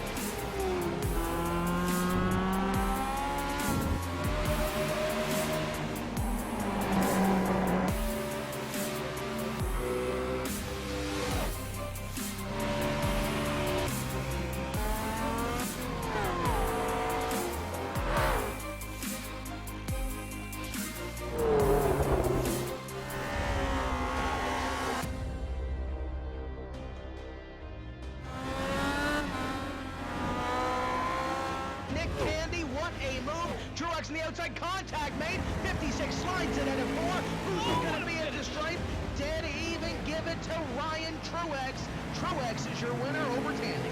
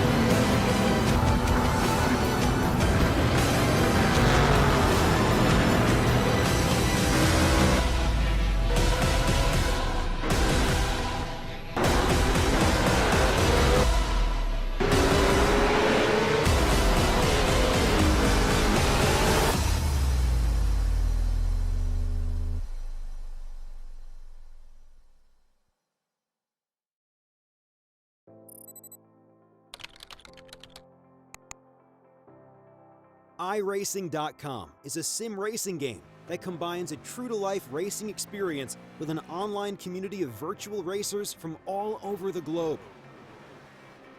iRacing offers a multitude of officially licensed cars and tracks, laser scanned with millimeter accuracy. Their car models and mechanical systems are based on real-world physics and engineered in cooperation with manufacturers and race teams. iRacing's web-based interface allows members to compare stats and test drive any combination of car and track instantly.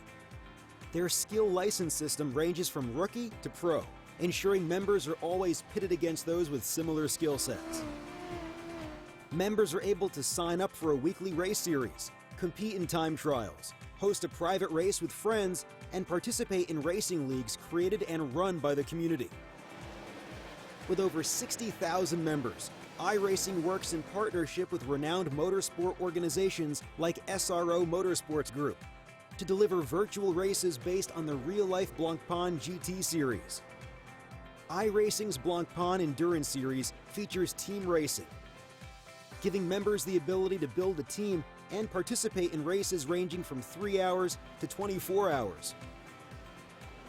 Additional partners include NASCAR, IMSA, V8 Supercars, IndyCar, allowing members to race in their very own 24 hours of Spa, Bathurst 1000, Daytona 500, and many more.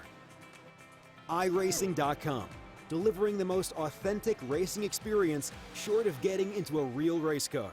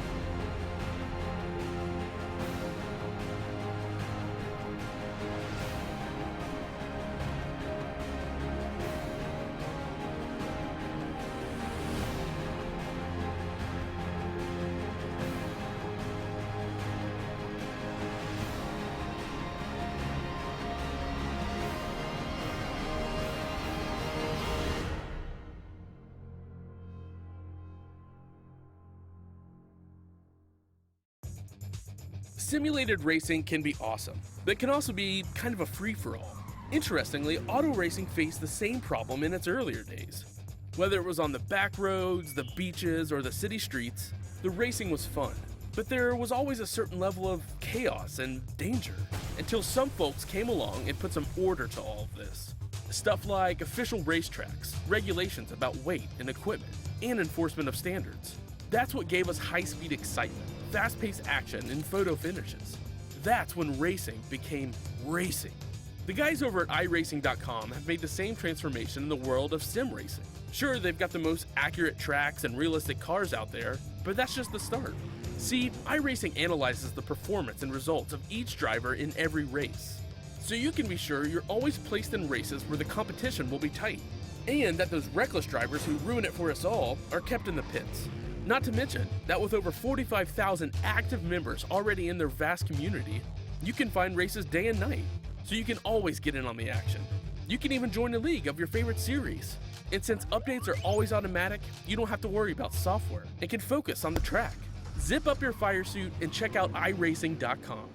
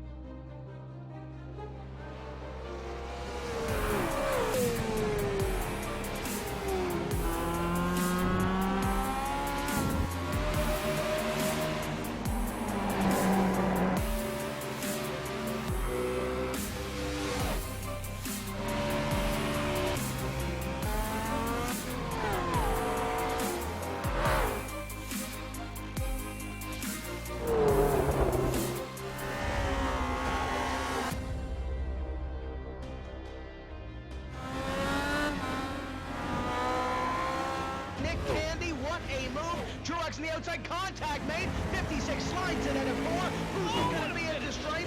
Dead even, give it to Ryan Truex. Truex is your winner over Tandy.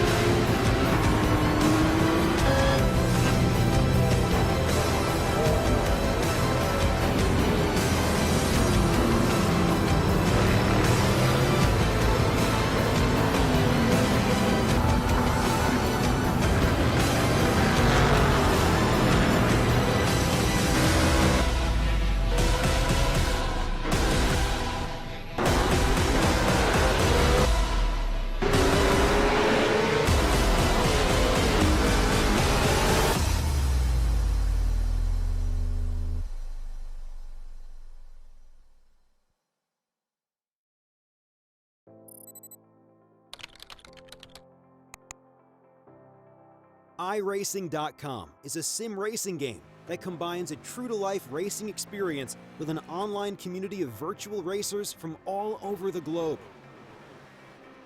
iRacing offers a multitude of officially licensed cars and tracks, laser scanned with millimeter accuracy. Their car models and mechanical systems are based on real-world physics and engineered in cooperation with manufacturers and race teams. iRacing's web-based interface allows members to compare stats and test drive any combination of car and track instantly. Their skill license system ranges from rookie to pro, ensuring members are always pitted against those with similar skill sets. Members are able to sign up for a weekly race series, compete in time trials, host a private race with friends, and participate in racing leagues created and run by the community.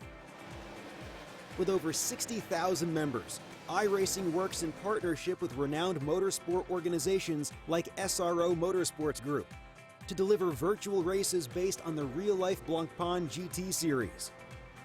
iRacing's Blancpain Endurance Series features team racing, giving members the ability to build a team and participate in races ranging from 3 hours to 24 hours. Additional partners include NASCAR, IMSA, V8 Supercars, IndyCar, allowing members to race in their very own 24 hours of Spa, Bathurst 1000, Daytona 500, and many more. iRacing.com, delivering the most authentic racing experience short of getting into a real race car.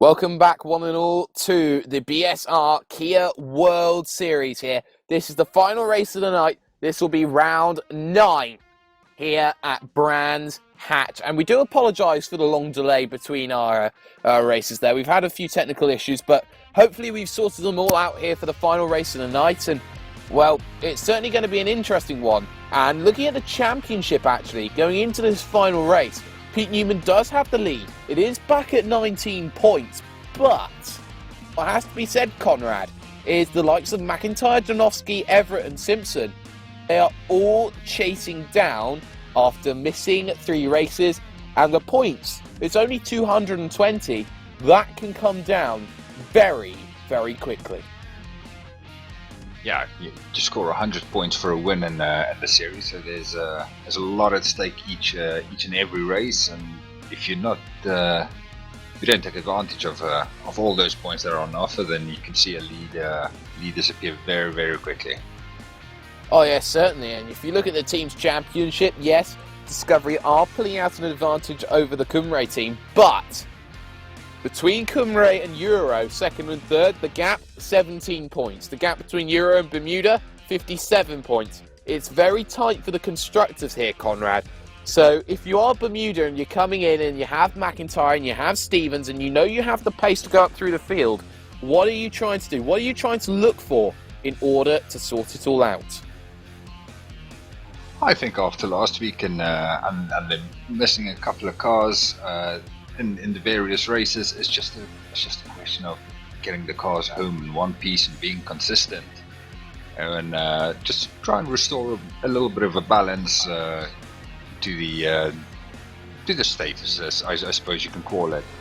Because they would have lost a lot of points last week, and they would just have to try and get themselves up into a respectable position and start targeting the team that's in front of them and try and chip away at that lead. Oh yes, most certainly. We are missing a couple of drivers who we've had since the start of the race. We are missing Zach Reinke. He unfortunately has had a bit of an issue, which means that he cannot show up for the final race of the evening. But what does have to be said is it is another reverse grid. All the quick guys try to get to the front again, so we are going to see another case of guys going from the back, trying to push themselves out to the front. But for the slow guys who didn't get it right for the first time, Conrad, what can they do for the second time in order to try and make sure that that mistake doesn't happen again? Well, I firmly believe that crash avoidance is part of your racing repertoire, and that'll be the one thing for them. We saw a couple of the guys at the front of the grid getting really slow starts in the beginning of race 2, and they've got to get that right. And once they get that right, they just, again, like everybody else, they just got to make sure that they avoid those accidents. Oh yes, certainly they have to. And well, if you look at the drivers' standings right now, it is Pete Newman out ahead, it is Kip Stevens in second, it is Diogo Melro in third. And for Diogo Melro and Kip Stevens, and also Pete Newman as well, they've had 3 pretty average races. You look at the guys who've all been fighting, you look at the likes of Janowski, who's got his second win, you look at the likes of, say, a Jack McIntyre, who is looking to try and get his second win in the final race tonight. They are all very close, they are all pushing themselves to pull back the gap of not missing races. But the moment you miss a race, you forfeit up to 100 points. So really, you cannot afford to miss 2 races, and even if you do miss 2 races, if you do get back in, you're starting at the back of the grid, which is another challenge in itself. And with 1 minute to go in practice, who is your pick, Conrad, for the final race win of the evening? Oh, this is a really tough one to call. I mean, Janowski did a brilliant job in race 2 to get up there and take the win, and so did McIntyre to get 3rd place. Wow, it is a tough one. No, I'm gonna call either Jay Wright. That's gonna be my pick. I think he's got the pace to make his way through the field and get up there. And while the other quick guys are trying to fight their way through the field, I believe he will be able to, build up a gap and keep it there. Awesome. My pick then is going to be on Pete Newman for the one fact that he hasn't had the races that he's wanted, and for the fact that you have to avoid those minefields in the opening lap, and he seems to have a knack to do so. This short practice of 10 minutes is over. Now we wait. We wait for the gridding process. We wait to find out where everyone will start for the final race tonight, and we will run through with you the gridding process about where everyone starts for the final race of the night. And it will be Stephen Hall of the Cymru team who will start on pole position, joined by Klaus Pedersen from Scandinavia. Baxter 3rd, Danker 4th with Jonathan Taylor 5th, Lewis Bibby 6th. Rick Scott will start 7th with Nathaniel Simpson there of Euro in 8th, Alex Everett 9th, Kip Stevens 10th. Diogo Melro will be 11th with Max Wright 12th, Pete Newman 13th with Jay Wright 14th. There, Jack McIntyre 15th with Craig McLeod Evans 16th. Janowski 17th, Cesare Rizzo 18th, McAllister, Murray, Hadfield and Viveka. A very quick run through of your grid there. Sorry if you couldn't understand a thing that I was trying to say. But we are in a position where we're just waiting for everyone to grid up right now. Just a couple of cars we're waiting for. In fact, I believe we are waiting for Jack McIntyre to get up onto the grid, and also we are waiting for the car there that has just popped up. That is Jonathan Taylor, the 42 Bermuda car. And well, engines are looking to be revving. We are looking for a fantastic final race, and the green flag is out. And we are underway for the final time tonight. And well, it seems that it's been a good start from Stephen Baxter from 3rd, but he's boxed in. Hall trying to hold off everyone else. They're going to run themselves into turn 1. Is everything clean at Paddock Hill? Well, there's a bit of contact, and there is a big spear and round goes the car, I believe, of Kip Stevens. Oh dear, that is a real shame. And it looks like Janowski was involved, Jay Wright's involved, McIntyre involved. All the big names have gone at the start, and it's not ideal at all. But now the opportunities for Newman, the opportunities for the likes of Taylor, they will start to take effect, and Diogo Mara as well, as they remain too wide battling here as Newman tries to scythe his way through. Jack McIntyre has managed to get going again. Kip Stevens, his engine's about to let go, so we'll see him back in the pits pretty soon. Other casualties were Julian Janowski as well, and Jay Wright. So really a bit of a commentator's curse there for our picks. Oh yes, certainly, and looking at Jurg Danker, he's run himself a little bit wide. This will allow Pete Newman to come through, along with Lewis Bibby as well, the independence driver into Dingledale. They're very comfortably done, and I think McLeod Evans is going to come through as well, but they're side by side, Melrose and I believe that's Jonathan Taylor, and now Bibby will want a piece of the action now, going to the outside here on this opening lap of a very eventful final race. And well, he's going to try and go for the cutback on him. It's going to be a bold move, and they're going to remain side by side down the front straightaway. And well, there we go. Paddock Hill Bend's coming, and it's advantage Bibby, Dan, and they're going to make contact, and they're both off. Oh, what a shame. There, they're going to spear back across the track, and well, he gets going again. That is an awful incident. They just tried to take the same bit of track. It didn't work, but now it's Stephen Hall who has the lead for the Cymru team. Baxter second, Peterson third, but it's Alex Everett now who surely has the advantage in fourth place there, Conrad. Yeah, that was a very unfortunate incident between Lewis Bibby and Jonathan Taylor. It looked like Taylor was just starting to turn in as Bibby was starting to drift to the outside in order to take a better line into the corner. And yeah, opportunity lost for those two.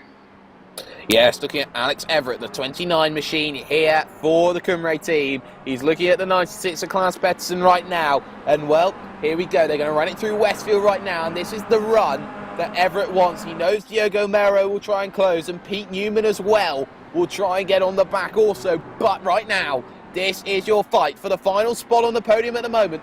And well, it has to say that Everett now trying to have a look at the inside of Klaus Peterson, and they're going to remain side by side. But now the advantage of Diogo Mero, who has a stunning run.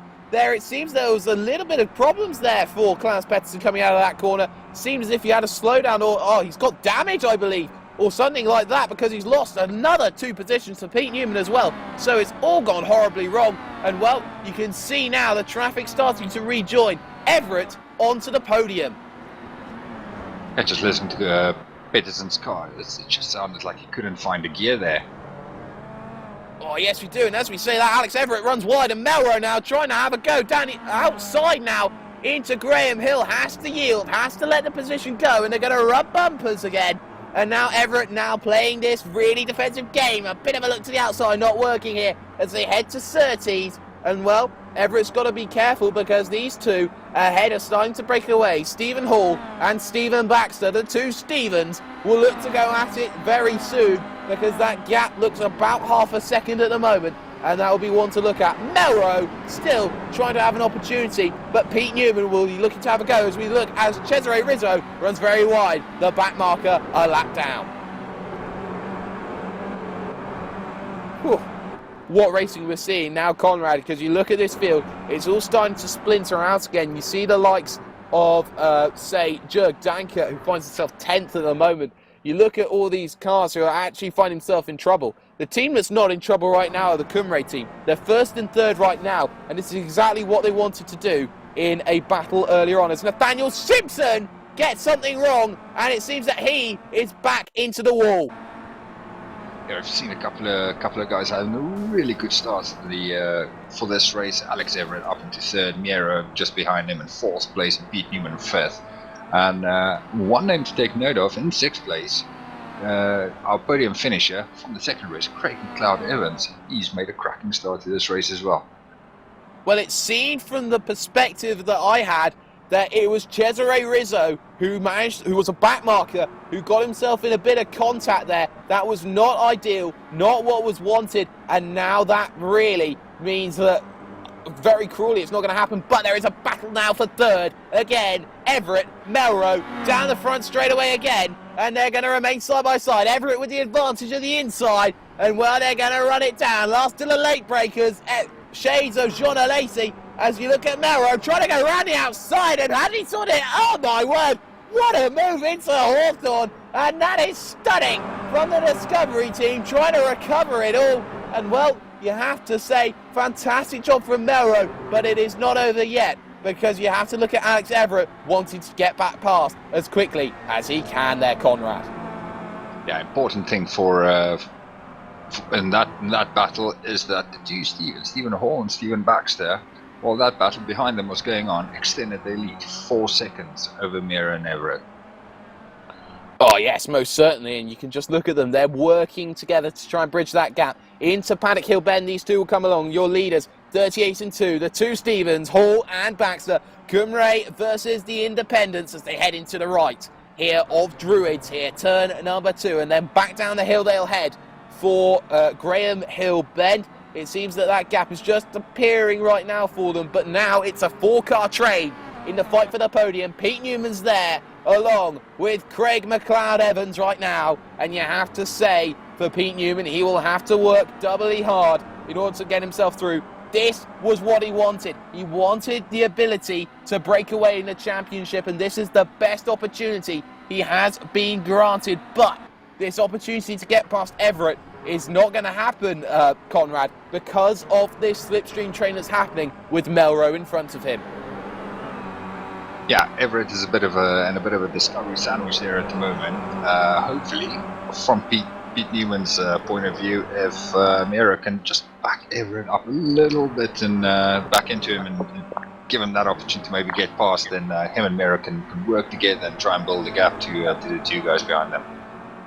Oh yes, I have to agree with you, but let's just take a look further down your field, and it seems that there is a battle here between Cesare Rizzo and Roy Viveka. Both of them are lapped down at the moment as they head towards Clearways. Seems that Cesare Rizzo is going to try and hold on for the time being, but Viveka still having a look. There are still points available, but whenever you go a lap down, you do get less points as a consequence for that one. A little bit unfair, but that is the same. As you can see, Cesare Rizzo running it very wide there, in through one. Viveka will now have the inside, and his Nightmare Weekend just gets that slightly bit better with an overtake through into Druids. But we are going to remain our focus here on the leading two. Baxter and Hall, gap as they cross the line was 0.2 of a second, and now Baxter will be looking to try and close that gap down on this straightaway as they head towards Hawthorne right now.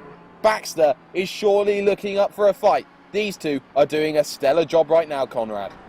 They are driving fantastically well, and if I was in their shoes, I just keep line astern for the time being.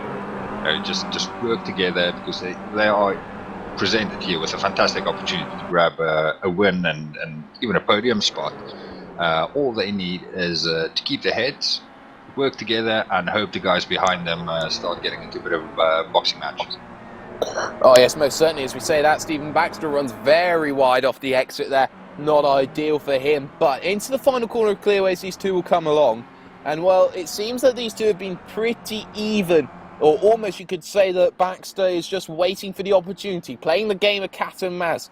We are already right now 9 minutes into this race. There will be 11 minutes to go right now here as we're looking to see that clock tick down. And something to note, Everett has been passed by the certain Mr. Pete Newman, and now he's going to look to go back for the inside, and well, he's going to keep his nose as they head for Graham Hill, but it's advantage Pete Newman, and he gets that one sorted. But now McLeod-Evans wants a piece of the action, bit of rubbing of bumpers, but that's not what Alex Everett wanted here in the final race. He's now got to work hard again in order to keep himself out.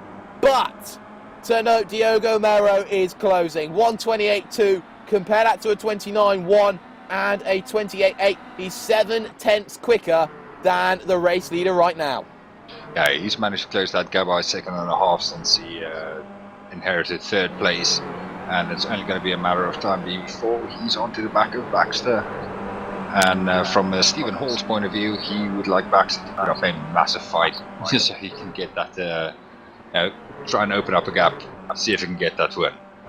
The breath of fresh air is what he will probably need, and you can see a few mistakes from Stephen Baxter in the last couple of laps. He's starting to feel the pressure, and now he's losing touch with Stephen Hall there in the Cumbre team right now, and Diogo Melro will be looking to close hand over fist. Let's see what Diogo Melro's lap time is as he comes across. It is a 28.5. Compare that with the 29.2 Baxter did. Compare it with the 28.9 that Stephen Hall did. Well, it's another 4 tenths on the leader. It's another 8 tenths on Stephen Baxter. He'll be there in the next couple of laps. But McLeod Evans running wide through Druid. Druid's trying to get himself through on Alex Everett. Everett's going backwards right now, but there is a 3-car battle here with Klaus Pettersson, Lorne Murray, and I believe Max Wright as well as they head into Druids. This is a fantastic scrap for the lower half of the top 10. Oh, well, Conrad, these three, Pettersson, Wright and Murray, they are not going to let any opportunity pass them by. They are trying everything possible here. As you look at Wright now going through the left-hander here of, I believe that is Surtees. He is going to try and get the run into Hawthorne now, and you can see him move to the outside. He's not got much of an opportunity, but he's going to try and do it. Yeah, Max Wright getting a really good run as Klaus Pettersson just clipped the curb as they came onto the back straight, and that is Max Wright is through, making a stick around the outside. Max Wright running wide. Oh, yes, he is, and this is really good battling. Is he going to have a move at Dingle Dell? No, he's not going to make the move there, but he has an opportunity, but he's starting to lose that ground just a little bit more into the left. Then of Sterling, and it's a big twitch there from Max Wright, and he's going to be careful. Lorne Murray wants a piece of the action now. He'll move to the inside. A brilliant double up and down, but it doesn't quite work out as they head back onto Paddock Hill, or, well, heading up towards Paddock Hill once again. This is a fantastic piece of battling, but we have to go to the front right now because you have to say Melro is back on the pack. He's with the leaders, and it's a 3-car trade in the battle for the race lead now, Conrad. Yeah, and the good thing for the Discovery team is once Mera gets into this little tussle, Pete Newman is going to be given the opportunity to catch up as well. So just keep an eye on him, and he'll be fighting for a podium position soon as well. Oh yes, most certainly. Let's look at Diogo Melro then on an on-board perspective right now if we can, because he is really trying to chase down Baxter into the right then of Westfield. He is looking to try and find that chink in the armour that we have talked about before. And Baxter, he has a race win to his name. Melro has a race win to his name. The driver who doesn't is Stephen Hall, and he leads the race, and he will try and break away right now when this battle is sorted through Sterling. And out of run, you can see just how wide Diogo Melro runs as we look back to normal coverage here. Baxter into the right-hander of Clearways, he comes along, but I think he might not have the best of runs because look at Melro come along. He's going to have to do it the long way round the outside at Paddock Hill. It's very brave into the right-hander side by side, but it looks like there might be a cutback opportunity. Is there? Well, oh, you can see it. They were so close, side by side for Druids. And well, can he hold it round the outside? Answer, no. Melro up into second position, Conrad. Oh, that was a fantastic move coming out of turn 1 by Mera. You could just see he was just waiting for the front end of the car to grip, and once that happened, he pulled out behind Baxter and went for the pass. Oh yes, most certainly, but what this has done is given a little bit of a cushion here for Stephen Hall, about a second, but how long will a second go? We have 6 minutes in order for Melro to try and push himself to the front. That is what he's looking at. Newman is trying to break away from Everett and McLeod Evans right now. That's not happening right now, but we will look further down your field to see if there is any real battling going on, and well, the answer's no, but we are going to focus with Jay Wright, who was involved in that first lap incident, Conrad, and he was your pick as well. These first lap incidents, we don't normally like to see them, but it does shake up the field. But for someone like Jay Wright, he's got to work doubly hard when it all goes wrong in his perspective. Yeah, unfortunately, like I say, he was caught up in that lap 1 incident. He's managed to get away with not bidding for repairs, and currently running in 11th place with a damaged car, so he's doing very well. Oh yes, most certainly. Gap at the front is 1 second between Melro and Stephen Hall. Last time by was a 29.8 for Baxter, a 29.2 for Melro. a 29.1 for Stephen Hall. So it is business as usual with 5 minutes to go. Rick Scott there in front of them. He is going to be the next car to be lapped. And, well, it's not been the best of races by his points of view, but Stephen Hall now will have to try and play the defensive game. We saw McLeod Evans try and do this with Diogo Melro. Well, not Diogo Melro. You saw him try to do it with Janowski. It didn't work. But now Diogo Melro will play the Janowski role as he looks to try and close down Stephen Hall. It's going to happen in the next few laps. You can see it visibly closing up. Yeah, they are coming up to Rick Scott as well, who's a lap down. So, hopefully the lap traffic won't play a part in deciding who wins this fight. But they're going to have to be careful making their way past Scott. Oh, yes, certainly.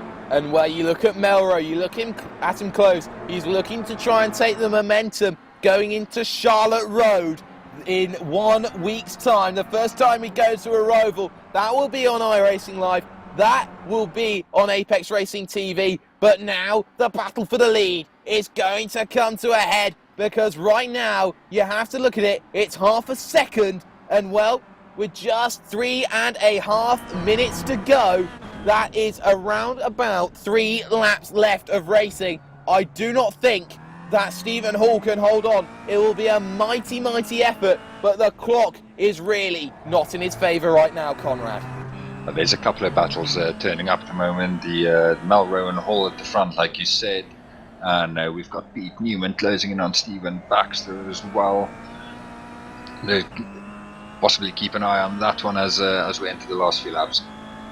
Oh yes, definitely. Everett has done a fantastic job in order to stay on the back of Pete Newman, and that will be one to look out for. That gap was 4/10 as they crossed the line, but now you have to think that Stephen Baxter's tyres are starting to go right now. He's dropped off 2 seconds, and well, 2 seconds back to Pete Newman. That can close very quickly, and that does not look like 2 seconds by any stretch of anyone's imagination right now. As you look at Pete Newman now, he'll have to get through Rick Scott, the back marker, and he's going to have to be a little bit careful about how he does it, but he shouldn't have too much problems. There you can see he moves across to the left-hand side, and now he goes through. Let's just watch this gap as they come across the line this time by. It was 2 seconds here between Newman and between Baxter, and that one looks like it is going to close down. Answer is yes, it does close. Gap back down to 1.4 between them. And well, look back at the front, Conrad. They are nose to tail. Yeah, it's a bit of a replay from what we saw with McLeod Evans in the first race, along with Janowski as well. Question is if Stephen Hall will be able to hold on and in this race to take the win. That is the question we are looking at. It is 2 laps to go by my calculations. So, Melro now looking to get in the slipstream. You can see already moving hard to the right-hand side. Melro's going to have to do it the long way around. He's done it once already. He's looking for it again round the outside of Hawthorne. And he does it! Oh my word! Diogo Melro moves himself up to the race lead. Promotion, please. I've done a fantastic job. And look at that. Baxter now is being caught hand over fist by Pete Newman as well. So we could see from what could have been 2 Cumbre teams, well, 2 Cumbre cars in the top 3. Now it could be 2 Discovery cars in the top 3, Conrad. That was a fantastic move by Melro, not to do it just once in a race, but twice. That's brilliant driving. And like I say, yeah, Pete Newman's right onto the back of Baxter as well, and they have got 1 lap left, and Newman's going to have to do it now. Yes, Pete Newman is going to have to make his move now, or he is going to make the move never. This is the battle for the final spot on your podium right now, and you can see him closing, and look how defensive Baxter's going to go as they head into Druids. Everett might play a key factor in this. He's going to be waiting, lurking, but we're going to stay on this one just for the time being, because this battle is all hotting up, and you can see just how close he is right now, as you can see just how Baxter is trying to defend. Moves for the inside, goes Pete Newman, not going to happen now, but now you can see the train, and this is the opportunity down into Hawthorne. How is Baxter going to play this? We've seen the outside line working on multiple occasions from Discovery cars. Newman's going to try it, but I don't think he's close enough, so he'll have to look for the run out of clearways. And, well, Alex Everett can play a part there. Nose to tail to tail. You can't fit a piece of paper between either three of them. Breaks a little bit earlier there, and now Everett wants a piece of the action. This is fantastic, and we are going to have to cut away at some stage because this is the final lap of the race. And, well, you look at this, Baxter is doing a stellar job to try and hold the final place on the podium, but we are unfortunately now going to cut away to your race leader. His name's Diogo Melro. He's going to round the final corner. He's going to be a driver who picks up his second race win. Diogo Melro for Discovery will take round 9 at the race here at Brands Hatch. But look at this for the final time. They're going to have a drag race to the line. And, well, Baxter just wins it out in the end there, Conrad. Yeah, fantastic driver by Baxter to defend that position to the end. Looking at a couple of the lines that Newman was running on that last lap, it just seemed like he was a bit too keen to make the pass and didn't really set up the pass correctly. Oh no, well it was a valiant effort, you can say. And well, for many drivers here, it's not been the best last race for them. You look at Nathaniel Simpson now coming through the final corner, Jurg Dankert another, Jack McIntyre involved in that first lap incident, Julian Janowski as well, who was also involved. It's not been the best of days, but they do have something to look forward to. They do have Charlotte Road in a week's time, and they will want to try and do that as best as they can. So, with all that said, with all that done, let's run you through your final race results then here from round number 9 at Brands Hatch. So in the end, by 2.5 seconds, it's Diogo Melro who will pick up his second race win of the season, look to close the gap on his teammate Pete Newman, as with Stephen Hall there in second for the Cymru team, and Stephen Baxter finishing third where he qualified. It's Pete Newman fourth with Alex Everett just behind him fifth. Craig McLeod-Evans, a great job from him, 16th to 6th, with Adam Hadfield 7th, who was really unstated there in that race. Max Wright will finish 8th with Klaus Pettersson 9th. Lord Murray will round out the top 10 with Jay Wright 11th. Nathaniel Simpson getting involved in an incident with Cesare Rizzo, that's why he's 12th, with Jurg Dankert, his teammate, 13th. Jack McIntyre will look for a better day at the office down in Charlotte. He will finish 14th with Janowski 15th. Rick Scott a lap down in 16th with Roy Viveka, Lewis Bibby, Jonathan Taylor, Cesare Rizzo, Kip Stevens and Colin McAllister again struggling here for the third time today with technical issues. But what has to be said, Conrad, is that this was a fantastic showcase of what drivers can do, what they can do when the pressure is put on them, and really, we've seen some fantastic racing today. Yeah, it really was brilliant, especially these last 2 races. Watching some of these guys come from the back of the field all the way to the front and then tussle it out with some of the guys that don't that regularly run up at the front was absolutely brilliant. Yes, of course, and we are now joined in the commentary box by not only your 4th place finisher here this evening for round number 9, but we are joined by the championship leader, and his name's Pete Newman. Pete, generally that final lap was all about trying to catch Stephen Baxter, trying to find his way through. Was it just that you couldn't get the run on him out of Surtees and down in towards Hawthorne? Yeah, pretty much. Unfortunately, I've had damaged car in pretty much all the races tonight, so I just haven't had the top end speed. So I've been all right once I've been in the draft of another car, but once I've out of the draft of it, I've just had nothing. So I'm not the best at Brands Hatch either. So I'm not the fastest round here, but geez, it's been a struggle tonight. Oh yes, most certainly. But how much comfort will you take out of the fact that all of your rivals who are 3 races behind you in technicality, who are trying to claw their way up through the field, get involved in a lap 1 incident early on, trying to fight their way through the field? Was it just a case of finding your way through the minefields? Was it a case of just being vigilant and persevering through all of it? Well, I know there was a couple of cars on who I was following on Paddock Hill Bend on the first lap, got a bit into each other. I ended up going into them because it just happened in front of me. There's not really much I could have done, and I was really lucky to survive myself. That's where I picked up the damage to my car, and I don't know, I'm guessing obviously Jack and Nate both had incidents of their own which really caused them to be right down the pack. Ah, yes, of course. But you do have the lead in the Drivers' Championship. Your main rival now with Kip Stevens getting involved in an incident is your own teammate Diogo Melro.